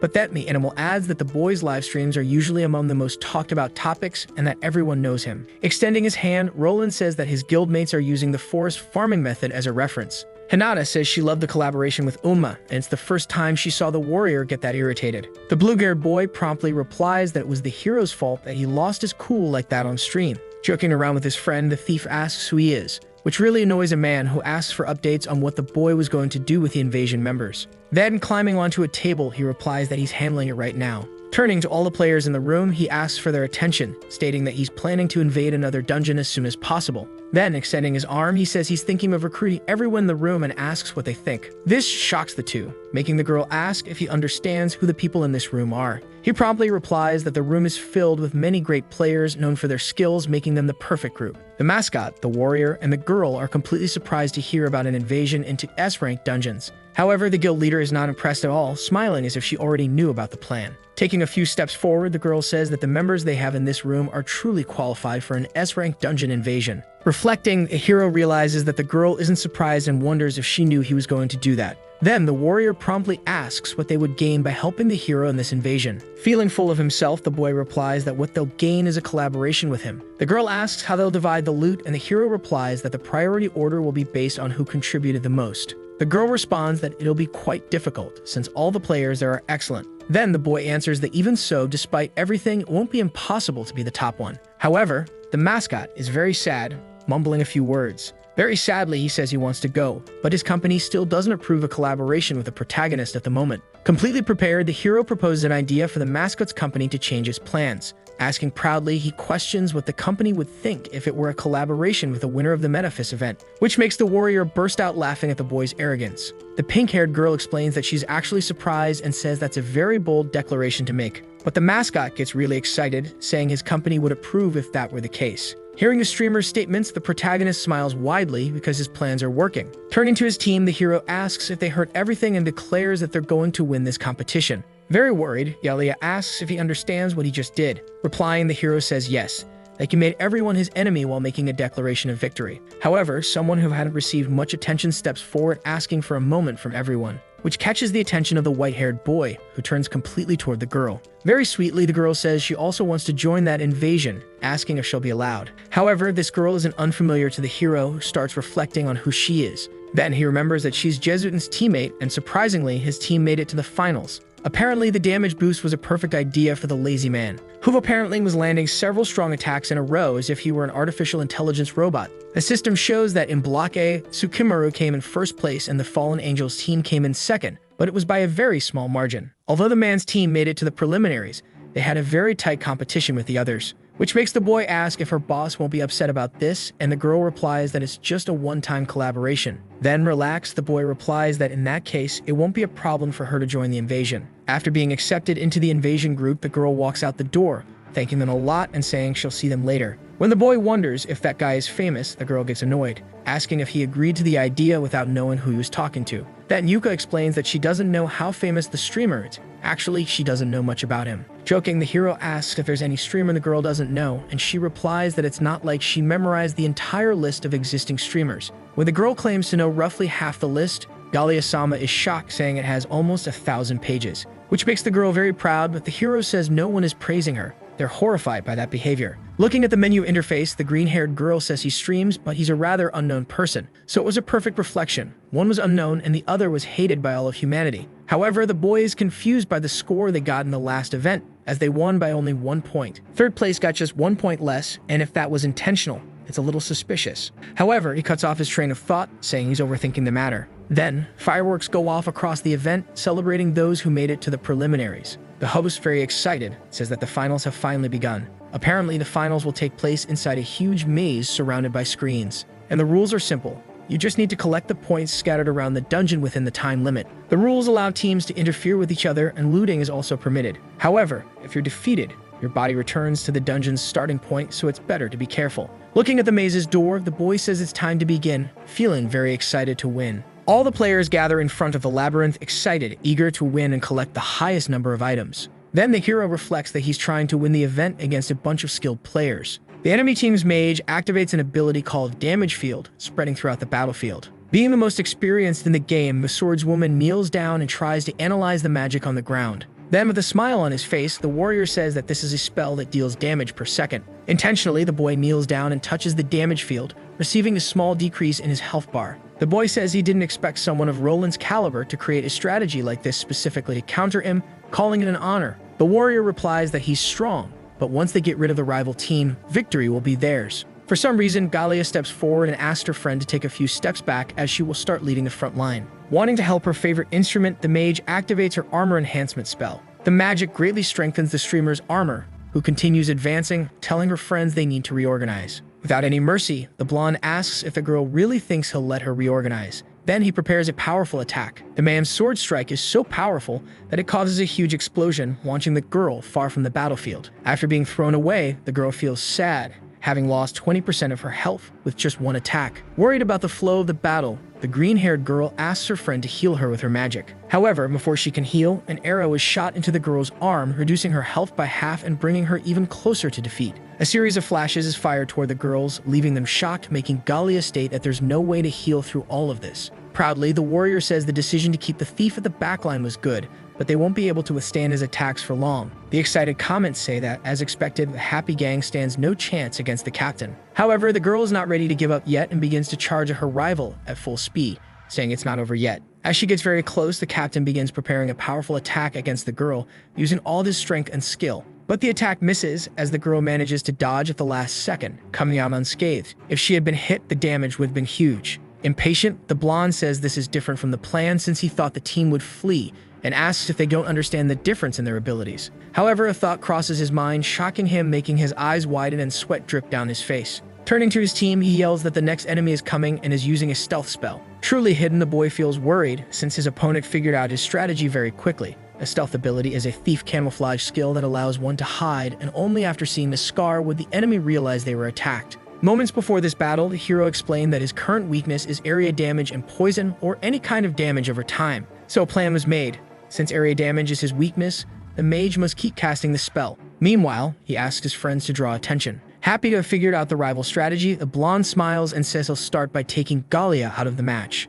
Then, after attacking the girl, she uses her repulsion ability and prepares a parry. He's surprised as his strike was cancelled by the girl's abilities. With a smile on her face, the girl, very excited and with a manic expression, says she won't let the man escape so easily. The hero finally appears, happy, saying that the area damage left his HP in the ideal range, reducing his life bar to nearly 0. Shouting to the mage, someone calls to begin Plan C, prompting the girl to act immediately, using her staff. The magic the girl casts is a speed boost, making the pro charge at full speed toward the mage, preparing his most powerful attack. The blonde notices in the background that his mage is being attacked and shouts to him that the enemy is within attack range. He recalls the event where the man destroyed a dummy and realizes his rival is planning to defeat the mage before being killed by the area damage. However, that won't be enough because the captain gave his mage an item that prevents lethal damage once. The Ring of Resolution. While he resists this attack, the area damage will continue acting and the MC will be defeated within seconds. However, something different happens. The thief uses his stealing ability and takes the wizard's electric staff. The skill used was steal, which allows taking an item from the opponent, having a 20% success rate, and the higher the dexterity or agility, the greater the chance. The blonde becomes completely irritated as he didn't anticipate his mage would be robbed like this. With a proud smile on his face, the boy says that even if he can't defeat him, the caster can't use magic without his staff. Then he charges forward at full speed with his Soul Reaper blade, emanating a powerful purple energy. But suddenly, even before the blow hits anyone, the blonde rushes ahead of the attack and blocks it, leaving his companion unharmed. Still relaxed, the boy says his opponent was quick to assist as he thought his ally would keep him busy longer. The captain praises the boy once again, saying using steel in this situation was a great display of skill, saying that it's a pity, but he will have to force a stalemate this time. Then the captain's group begins to retreat and leaves the treasure room, heading elsewhere. After the fight ends, the boy reflects that the warrior's judgment was quick enough to realize the tables had turned. While the girl starts praising the captain enthusiastically, Gallia says this was expected from Roland and that he won't fall so easily. Then, complimenting him, the man says this was expected from someone of his level, showing 3 treasures and claiming he managed to steal them. The girls in comments are surprised, asking if he managed to steal those from the captain's inventory. Very excited, the presenter says that the happy gang successfully and victoriously stole Shia Shiden's points and rose to the top of the rankings. While running, the warrior realizes his opponent managed to rob him during that single instant, saying this was no stalemate and admitting he was completely defeated by his opponent. Starting to sweat coldly but without getting angry, he cracks a smile as the hero's skill is admirable, saying it's a pity he didn't steal everything. But with these jewels alone, he climbed to the top of the ranking, which is enough already. Sticking his tongue out with a manic expression, he says he defeated his first hardcore player during the MetaFest event. Then the blonde is crossed off the table, leaving the remaining opponents to be defeated. Very excited, the presenter says the happy gang managed to steal their rivals' points, and by stealing those points, their score became enough to climb to the top of the ranking, calling it spectacular. While running through the labyrinth corridors, Gallia asks what the next plan is and whether the hero intends to escape from all enemies, which prompts him to question why he needs to run, and the girl responds that they won't be able to fight everyone if they want to win. Sounding like an old man, the MC says today's youth prioritize profit above everything else, and that there's something much more important than just winning. This makes the girl ask if he's talking about sportsmanship or something similar. With a smile on his face, he says he's doing all this for good livestream clips. The comments are mixed. Some say it would be boring if they only ran away, while others think it's a good idea to do anything to win. Very excited, the girl says everyone watching the live stream is here to see their favorite streamer perform, and they must live up to expectations. The girl stands completely frozen, speechless when Gallia asks if she's aware that she'll have to fight as well. But then she snaps out of her trance and replies very excitedly that it's a necessary sacrifice to see her favorite streamer in action. In the middle of the trio's conversation, a huge explosion happens in the arena, and someone shouts that they've found the protagonist. The person who caused this explosion is a blue-haired man, saying he's here for revenge and has a debt with the boy. The comments joke, saying what Yuma is doing is being treated as the best moment of the clip. The girl agrees with the comments, irritating Yuma, who tells her not to agree and asks whose side she's on. Comments say Yuko will always side with the currently trending streamer, jokingly saying she has a reputation for betraying her friend. When the two men stare at each other, a large circle of lights appears in the arena, leaving everyone curious about what is happening. Then suddenly, a huge explosion happens inside the circle, but everyone emerges unharmed, and the mascot appears, waving at everyone with its wand in hand. With a cute smile on its face and its 2 animal henchmen, it says it's here to play as well. The cat-eared boy yells at Mofu, saying the hero is his prey, prompting him to respond that the fastest birds catch the prey first. Then 2 girls also enter the arena, shouting that they found the man at the top of the rankings, and the other girl asks where Hinata went. The arena is packed with players eager to hunt down the number 1, becoming completely crowded with various players possessing different abilities. The girl looks at her friend, surprised, saying that he suddenly became someone important. Very concerned, Fuka says they'll probably end up in the top clips, but wonders how they'll even survive being first place. Very excited and with a smile on his face, he says the best way to survive this situation is to adapt, which frightens the 2 girls and causes one of them to say that her friend clearly has no plan for this kind of situation. Comments joke, saying the character just threw his friends under the bus, and that's expected from someone evil. Very enthusiastically, with a smile on his face, the warrior grabs his weapon from the inventory and charges at his enemy. Then he unleashes a powerful attack that fires a burst of energy in a circular area, while the boy swiftly dodges backward. With a very sweet smile and stars in his eyes, the mascot also casts a spell from his wand towards his enemies. The magic is extremely powerful and triggers a rain of lightning upon everyone in the area. Taking advantage of the opening, the swordswoman leaps and charges at the animal with all their speed and strength. However, before she can reach her target, a small sword masterfully blocks the attack. The one who defended it was a very cute Puss in Boots, flashing a little smile with his tiny sword in hand. Supporting her team, the cleric activates a very bright spell to buff her allies. Then finally, she casts a power-boosting spell over the area, causing a large yellow energy to emanate all around. Not wanting to be left behind, the girl also pulls out her huge troll club from the inventory to use against her enemies. Then, with all her strength and speed, the girl starts spinning around like a tornado, knocking everyone away with her speed and power. The girl also tries to spin toward Oma, but he is quicker and manages to dodge. Otherwise, he would have suffered a massive blow. Fallen on the ground are the two girls, very overwhelmed by the magnitude of the battle, unable to do anything. While both stand frozen in place, extremely worried about what they'll do, the professional appears, trying to dodge some kind of attack. With several jewels in his hand, he says that chaos was expected from such a messy battle, and his skill investments are finally paying off. But looking at all the jewels in his hand, he reflects that he's not earning as much as he thought he would, which can only mean one specific thing. Then he realizes the only explanation is that someone else in this arena is doing exactly the same thing he is. Then someone fires a burst of energy toward the hero, who defends at the last second using his soul blade. The one who launched this attack was the pink-haired girl, who is also a thief using Quick Step. The two begin to stare at each other as the hero says he wasn't expecting someone to figure out his strategy. The girl replies she was able to understand because she's also the same class. Then curiously, the girl asks her rival if he wants to know which of the two is a better thief. Very proudly, the prodigy says he doesn't want to know as he doesn't need much thought to conclude that he's the better thief. The comments explode with activity, donating money, asking if they're not going to fight, wanting to see the hero's cool side, and saying they'll grab popcorn. After receiving money, he begins stretching and says it can't be helped. If his followers want to see a fight, he'll give them a good fight. The comments celebrate, saying their donations finally worked, and the streamer is going to fight to prove who's the best thief. Then, without hesitation, the girl rushes forward with her little knife in hand, saying it's a toast to a fair fight, attacking the hero by surprise. With all this speed, the hero manages to dodge the attack, but he loses a few strands of hair because the girl is also fast. Then he begins running out of the arena, calling out to the girl, saying it's better if they change locations. In the middle of the labyrinth hallway, the two start fighting at full speed, using their quick knives without landing any hits. Giving an attack, the boy tries to hit his rival, but she also has excellent agility skills and dodges. But then she counterattacks at full speed, thrusting her knife toward the hero, hoping to defeat him. Yet he manages to dodge, keeping a smile on his face, very excited as he's enjoying how the fight is unfolding. The girl shares the same feeling, smiling because the fight is fun for both. Then the girl attempts another precise strike at her opponent, but he manages to block it at the last second using his soul blade.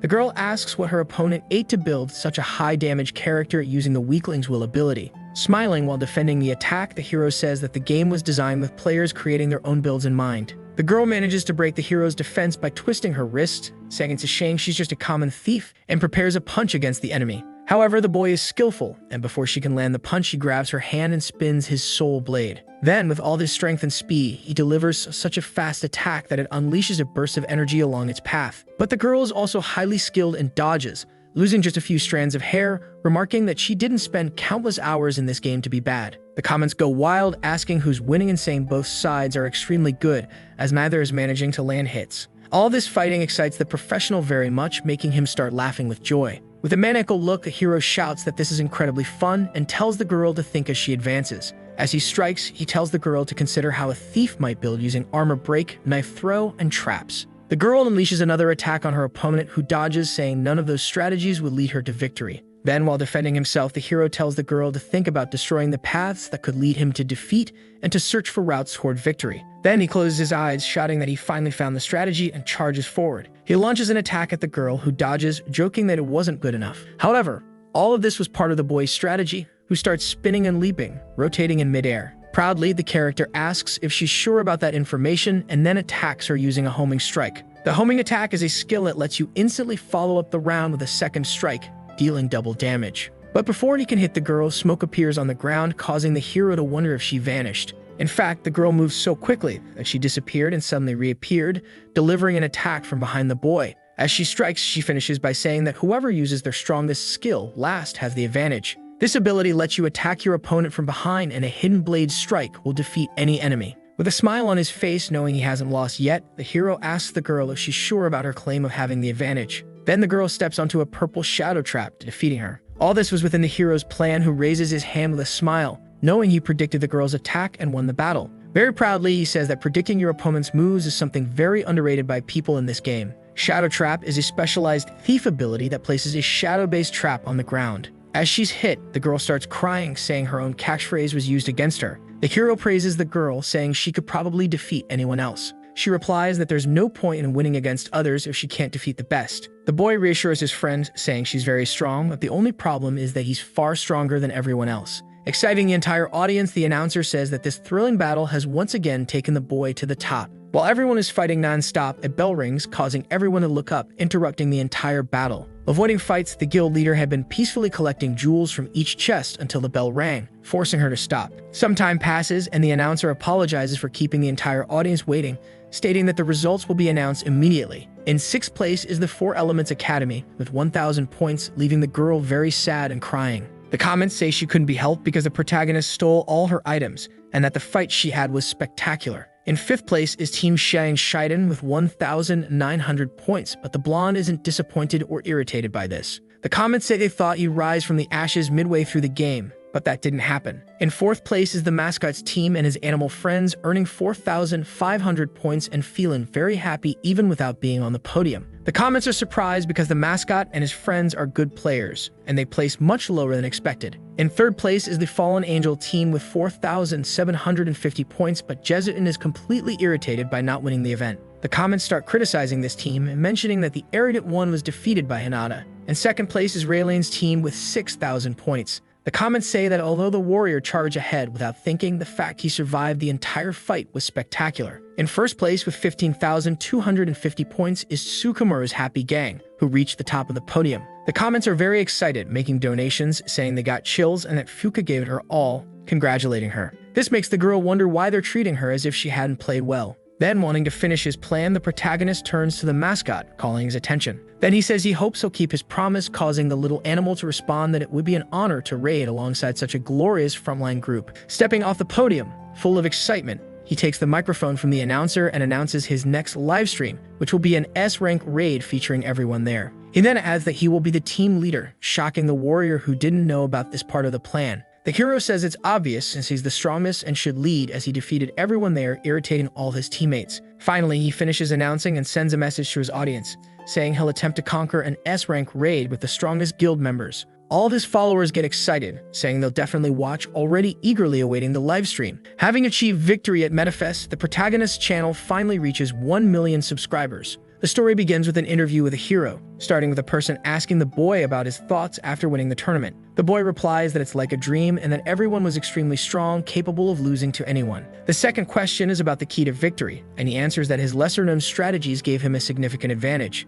The interviewer comments that personally the boy seems kinder than his in-game character. The MC replies that he does that to excite people, and that his desire to never lose is extremely strong. The interviewer asks if this attitude of not wanting to lose at any cost led to this miraculous victory, which greatly irritates the protagonist. Returning to his senses, he tries to hide his irritation, explaining that he continues working hard and doesn't see the victory as a miracle. Once again, the interviewer asks how the boy intends to use the unique skill customization he received from the event. The hero responds that he's using it to cover his weaknesses. Finally, Tsukumaru sends a message to those watching the interview, saying he will challenge an S-rank raid. He asks his followers to watch, as membership is free for the first month. He continues by thanking everyone for their support, stating that's why he managed to win, and promises to keep doing his best. After finishing his speech, the interviewer says goodbye, thanking him for his time. In the comments of the article, it says the interviewer must have had a tough time shaping this self-promotion into enthusiasm. The boy is apparently at Rayline's headquarters after the interview. Showing his cell phone with his interview, he excitedly celebrates that his article has finally been published to the public, making him instantly famous as a streamer. The girl celebrates that her friend gained 400,000 subscribers since the event. He replies that he's receiving many business emails, but this is a lie. The girl in green says her friend is becoming quite arrogant and warns him to be careful not to say anything careless.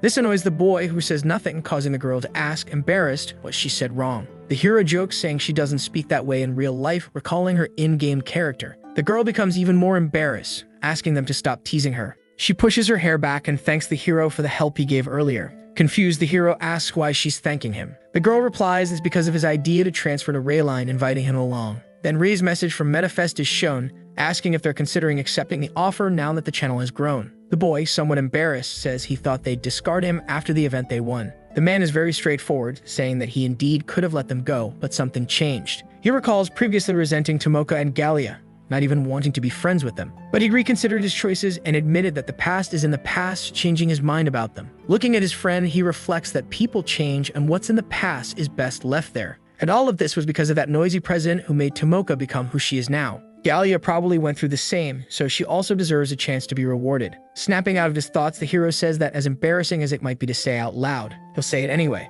However, before he can finish speaking, the three hear a noise coming from the room and turn their attention there. Entering the room is the guild leader, elegantly dressed, thanking everyone for waiting. Being a huge fan of the woman, Yuka is completely blinded by her beauty, mentioning he's seen this happen before. Sitting on the couch in front of the three, the guild leader says that since they're all there, it means they're considering joining Ri's agency. The first to respond is the green-eyed girl, who excitedly shouts that she wants to join the agency. The second person, a girl, says nothing but makes an excited expression, demonstrating acceptance of the offer. However, lastly, Tsukimura rejects the proposal, standing up from the couch without explanation. From the door, a girl dressed in blue shouts, surprised, asking what he means by that. She moves even closer, calling his name, trying to get his attention. The girl maintains direct eye contact with Tsukimura, but says nothing. The two stare at each other for a while. The boy asks his friend who that girl is. The girl replies she doesn't know, but then adds that the girl is extremely beautiful, with very lovely blue eyes. Ri accidentally reveals that this girl is Uma, surprising everyone who didn't expect the warrior to actually be a girl.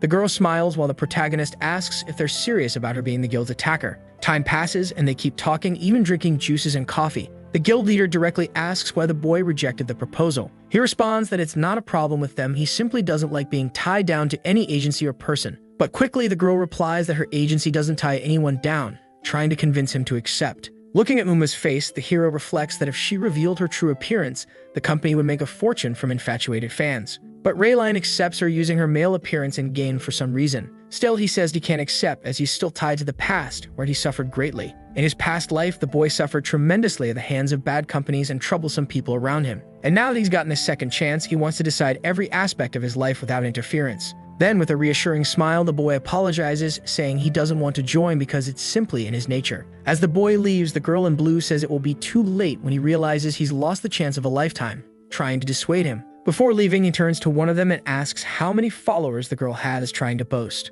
With a very happy smile, she says she's around 900,000, which is a huge milestone. Boasting proudly, the protagonist says he just reached 1.5 million subscribers in a short time. This greatly irritates the little girl, who screams that she'll beat up the hero. The boy laughs a lot while the guild leader holds back the girl, not letting her advance. Then the boy thanks the guild leader, saying he thought it'd be kinder to directly inform her that he didn't want to join the agency. He starts opening the room door, saying that's all he wanted to tell his colleagues. The girl interrupts the boy, asking if he'll still continue associating with Ri and his friends. Reassuring everyone, the boy says there's still a dungeon raid coming up, so everything will remain the same as before, even if he doesn't join the agency. The girl starts to become extremely upset, holding her head and trying to suppress tears. But she can't hold back for long and lets out a cry, deeply saddened that her friend is leaving. Then she turns to the guild leader and apologizes, saying she also won't join the agency. This surprises everyone, but she explains that if her friend was planning to quit, he should have told her from the beginning. He replies that there's no need for her to refuse just because he did.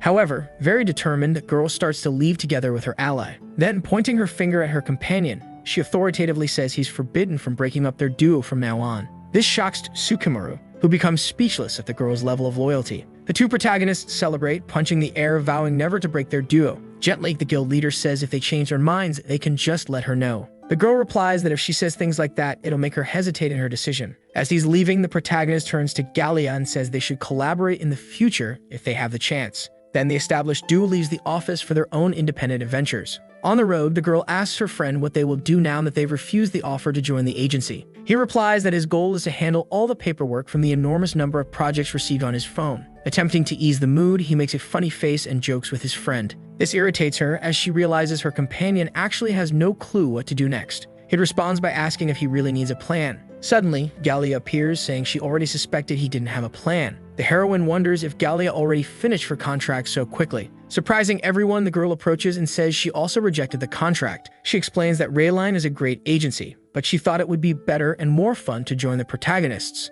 With a smiling face and flushed cheeks, she asks if it would be a problem for the three of them to team up. The girl immediately accepts her joining, saying they'd love to have her on the team as she's a big fan. This greatly annoys the protagonist, who tells her not to make these kinds of decisions alone. Then now they asked if she'd mind calling her connections, talented people from other agencies that fell apart. When the girl says she can introduce them, the hero says it's fine and he'd love to have her along, but reminds her that he's still the leader. The girl, very happy to be accepted into the team, gives the two a sweet, excited smile. Then she approaches the heroine and shakes her hand, saying she's very excited for what's to come in the future. The hero announces the team's name will now be the Happy Companions. Back in the game, the protagonists are in the Feudal Warriors Arena, a grand, very fantastical coliseum. All the players are gathered in front of the arena, eager to finally begin the raid. The hero starts explaining that this is a great coliseum, where two factions are fighting for glory and treasures. The goal is to defeat both factions and steal the prize. However, he explains there are so many enemy NPCs that it would be ridiculous to try a frontal assault even with a group as strong as theirs.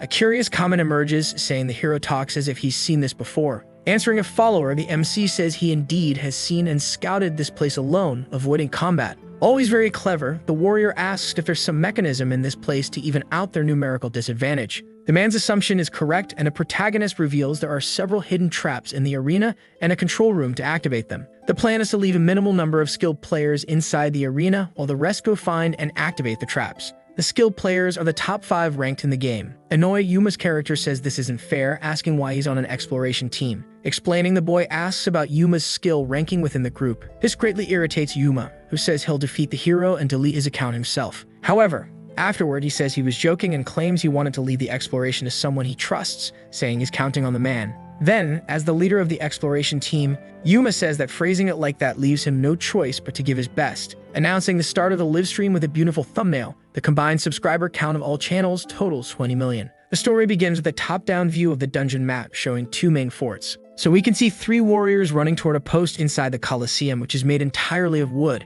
Inside this wooden fort, there are several archers and mages ready to attack their enemies who are approaching at full speed. A barrage of flaming arrows is shot in the direction of the blonde-haired one, who finds himself in the midst of an imminent battle. Knowing his abilities, the warrior holding his sword says it's all futile, because he will be able to defend himself easily. With a single strike, he manages to reflect all the arrows back at the archers, emerging completely unscathed from the attacks. The comments cheer, saying it was impossible for something like that to work against the captain, since his skills are insane and he's really good at this game. The arrows reflected by the warrior return to the archers, who take heavy damage and are defeated. Actually, it was Rhea who fired, using a revolver, making the blonde-haired one wonder why she doesn't use a rifle. With a smile on her face, the girl shows her weapon and says it's much more fun to fight with her customized pistol. The skill she used was aiming, which has a range determined by the weapon's functions. Using all of her gaming skills, she fires several bursts of enhanced bullets at the enemies, easily defeating them. The comments wonder if those red health bars belong to the enemies, since the girl hit all of them without missing a single shot.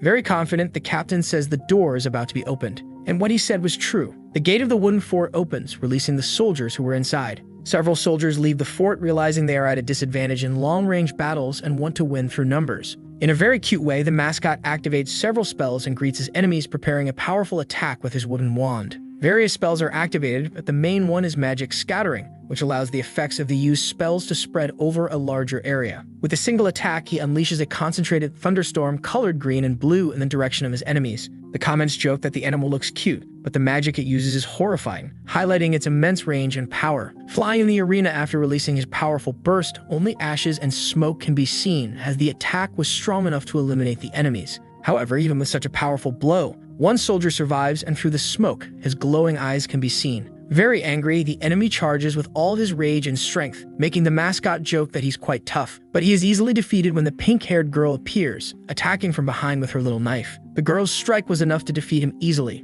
and she thanks them for letting her deliver the final blow. In the comments, they congratulate the girl, saying she's very good at the game, but her only problem is her inconsistency in victories. Time passes and more enemies appear, initiating a great battle with the protagonists, who wipe them out effortlessly. The protagonist asked his friends to hold off the enemies, but believes they'll end up taking over the area before he even needs to do anything. The comments joke that the order was to reduce the enemies, not eliminate all of them at once. Then the boy replies that he would win the event, but if it were more focused on PvP, he'd probably struggle. One of the comments says they heard the mascot's build is ideal for the game. The MC explains that theoretically the build is very good, but it's not practical because the attack range is much smaller than the firepower. The followers joke, saying the protagonist is the personification of build specialization, while someone claims it will be an easy win. Disagreeing, the boy says his friends will run out of mana soon, and all they're doing is reducing the overwhelming number of enemies. Looking at his tired friends, he realizes they won't have enough time to recover the lost mana. The followers start complaining that the exploration team's stream isn't live, asking if there's some technical problem. This scares the protagonist, who didn't expect a technical issue of this level.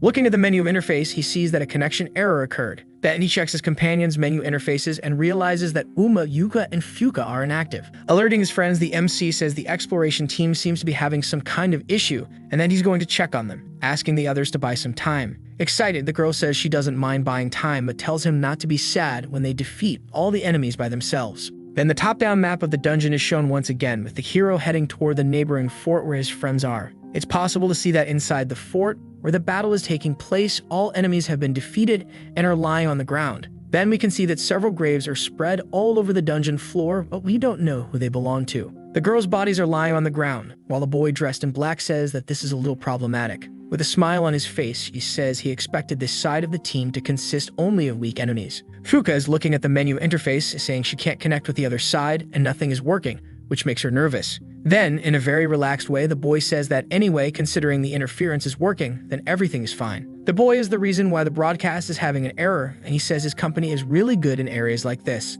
This makes the warrior very curious to know what kind of company his enemy is talking about. Smiling, the boy says he said too much, and that his company is going to be mad at him again. Then a girl in heels runs toward her enemy, preparing a powerful attack. She strikes with all her strength, a sword blow to the boy's face. The sword goes into the boy's face, but he seems to take no damage, saying it's meaningless. Then, with a single attack from his spear, he throws the girl far away from the battlefield, without using much force. The mage tries to help her team and casts a very powerful energy spell, hoping it will help. The spell passes through the boy's body, who feels nothing. Meanwhile, the warrior is behind the enemy, trying to deliver a powerful blow. However, once again, the warrior's attack is useless, entering the smiling boy's face. Not giving up, using all of his rage, he launches another attack with all of his strength toward the face. But the boy seems intangible and the attack goes right through, leaving only a blue trail. This makes Uma very angry, stating that his enemy is cheating in the game. Laughing, the boy says it's true, that he's a cheater, and that, in other words, this means he will never lose this battle.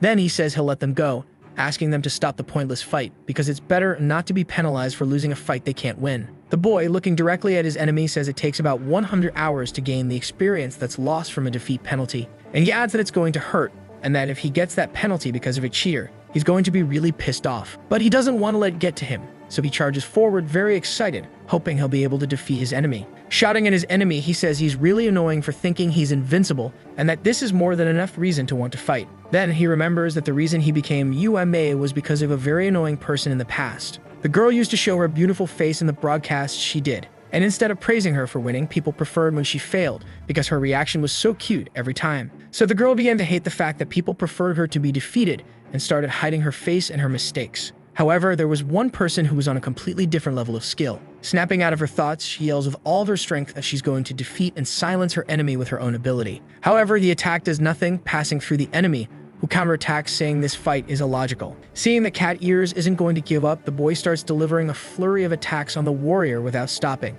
The attacks are very powerful, causing a lot of red juice to pour from the character's arms. Refusing to give up even for a second, the girl uses her skill to throw her weapon with all of her strength and hatred. But the traitor keeps smiling as he sees the weapon coming, knowing it won't hit him. And what he thought would happen did. The weapon goes straight through and doesn't hit him, leaving him unscathed. Then he charges forward using his spear, still smiling because his enemies won't give up. Completely terrified, the blue-haired man sees that his enemy is approaching without mercy. The warrior, the relaxed boy, thanks them for their useless efforts in trying to defeat him. Seeing the attack coming his way, the warrior says he can't dodge, and that if he misses the parry timing, he'll be defeated. But something important is noticed. Earlier, the enemy dodged a launched attack, meaning there's a clue to break his tricks. The character looks back, trying to find his friends who are still alive, thinking of a plan. Then he smiles as he finally realizes that his enemy is not 100% intangible and has figured out his cheap tricks. Getting excited, he yells for his friends to watch their enemy, because he's not what he appears to be on the surface. Then he sees his health bar drop. Upon being defeated, his last thoughts are that it's annoying, but it was the best he could do at the moment. And then he goes to heaven. But he's happy that he sacrificed himself for a good reason. At least now, his friends will have a chance to win. A grave begins to appear where the character's body fell, while the enemy continues to smile calmly. Looking at the fallen warrior's grave, he says there's only one thing to do at the moment. Then he turns to his enemies, noticing someone has arrived, and says the main course has been served. Arriving at the scene, the hero, who was the main course, asks if UMA was just the appetizer for the fight. As soon as she sees her friend nearby, the girl screams with joy, almost crying from emotion. The boy arrives, saying he can't disagree with anyone, and changes his expression, feeling very sad to see his allies were defeated without mercy. Then he approaches one of his allies' graves and begins to say a few words to his enemy. After that, he walks up to the cheater, asking if he knows what the plot is to defeat the final boss. The enemy asks what it is, saying he's not very good in that area of the game. Very serious, the MC says the time the supporting characters bought was enough for the protagonist to arrive in time to defeat the villain. Confident in his abilities, the MC asks his friends to leave, saying he'll be fine on his own. Frustrated by his partner's defeat, he tells the girls to do their jobs and leave him alone. The girl, worried, starts to sweat nervously, but doesn't answer as she knows her friend has enough skill to defeat anyone. So agreeing with her friend's idea, she grabs the other girl by the arm, telling her to leave as soon as possible, not even giving her time to react. Finally, the girls leave and the protagonist is left alone, fully focused on defeating his enemy. Still relaxed, he asks if the traitor doesn't want to go after them, and guesses probably not. Without answering, the cheater continues to smile, keeping his smug expression. Then the protagonist says that the target of this whole operation was always himself, since he possessed the map pieces. The traitor's name is revealed because the MC immediately knew who it was, Alan Neumann, and his tricks are going to be exposed. Still relaxed, the cheater asks how he figured it out, and the hero replies it was through deduction. And then he explains that Alan had an idea of who had how many map pieces, since he had access to the chart. And in this rank as dungeon, all the holders of map pieces were gathered. Then he explains that if he managed to get the third part of the map, Alan would lose his advantage of acquiring all 3 pieces. If anyone wanted to sabotage the invasion, it would probably be this Alan. And this whole deduction makes the enemy congratulate the hero. Then smiling, he jokes, asking the boy if it wouldn't be better for him to stop being a player and change his job to a detective, which surprises him because it's the first time someone genuinely recommends becoming a detective without joking. Then the hero says he's going to show him another theory, since he's being praised for his deductions. The second theory is that Alan has some way of forcibly stealing the map from another player. Without even waiting for the MC to finish his sentence, the traitor charges with his spear trying to attack him, but the MC dodges. The hero says experienced players wouldn't walk around with ultra-rare items like the map in their inventory. Licking his lips, the enemy asks if the player has figured out a way to defeat him, calling him Mr. Detective. Then he begins a flurry of spear attacks, saying that if this keeps up, the boy will meet the same end as the dog earlier. However, the hero is skilled and manages to dodge all the attacks, advancing toward the enemy with only a knife. Then, using his soul-harvesting blade, he delivers a powerful strike toward the villain. The knife passes through the cheater's face, who jokes that it's a shame the little dog died in vain. Then he launches a powerful spear attack once again, but the MC is very skilled and dodges. Appearing behind Alan, the protagonist asks if it's not a bit too early to celebrate victory. Then he tries to attack with his sword, but his arm goes completely through the enemy's body, having no effect. Striking backward and making the pro dodge, the traitor says the boy has a habit of feeling strong and powerful. All that talk doesn't affect the boy, who blows out of breath, resting for a few seconds before advancing. Then he focuses and delivers several slashes to the villain's body, but none of them hit and nothing happens. The fight continues, and Alan says the hero is repeating the same actions expecting something to change, but nothing will. But the boy always has a trick up his sleeve and pulls out a poison amulet, asking what the villain thinks about it. Throwing it at full speed, the amulet flies toward the enemy, emanating poisonous energy in the air. However, once again, it passes through the neck, as Norman says it's meaningless. Without giving up for a second, the protagonist keeps throwing amulet after amulet, hoping one of them will hit. But without changing anything in the battle, the amulets once again go straight through the villain's body. Then, starting to get irritated, the cheater narrows his eyes and focuses on defeating his enemy quickly to end this. He charges forward with his spear toward the protagonist, saying his mirrors are starting to hurt. Seeing all of this, the protagonist also begins to grow impatient, since nothing he tries is working. Then he dodges a burst coming his way, coming out unscathed for a few seconds, allowing the fight to go on for a few more minutes. When another attack lands on his body, Alan asks if the hero is just trying to buy time until help arrives. Fully focused, he prepares an attack with his soul-harvesting blade, and then begins to charge toward the cheater with fury. However, all of the MC's effort is in vain, as Alan is too fast and manages to throw the boy's body far away. Then he places the tip of his spear on the protagonist's neck, saying this is checkmate and that he's going to win. But that gave the hero a very good opportunity, and he smiles. Then finally he lands a clean hit on the villain, causing good damage and catching him by surprise. The blow is strong enough to make the enemy spit out red juice as his HP drops drastically. Feeding ignorance, the hero asks if the guy is lagging, since he took damage without even getting hit, which greatly annoys the cheater, who curses at his enemy, his nerves on edge. Relaxed, since he finally figured out how to beat his enemy, the player jokes, asking how long Alan has known he was all those insults. Then he explains that the villain announced to everyone that he has a trick because he can only dodge certain attacks. He realized Alan has some manipulation that moves the character's hitbox to another location. Now it's clear that the enemy's hitbox is far behind where it should be compared to the MC's. Then the MC says he doesn't know if Alan is lying about the coordinates or using lag to his advantage, but once he finds out, the only thing left to do is bring him to the right place. What Uma said before her defeat helped the protagonist realize there was a trick to be discovered and led to the conclusion. The enemy is left speechless, realizing all of his tricks have been uncovered, and then he raises his hands, saying he surrenders, finally opening the menu interface. Inside the menu of interface, he clicks log out of game. However, the hero remembers his first experiences in the game and asks if the enemy understands what happens even after escaping this place. The professional says he understands and explains what would happen if he did that. This is a method to prevent people from fleeing PvP battles. Then the protagonist realizes the map piece isn't with a cheer. That's why he doesn't care whether he's defeated or not. And then he smiles, thanking Alan for being his enemy, because thanks to him, he's convinced.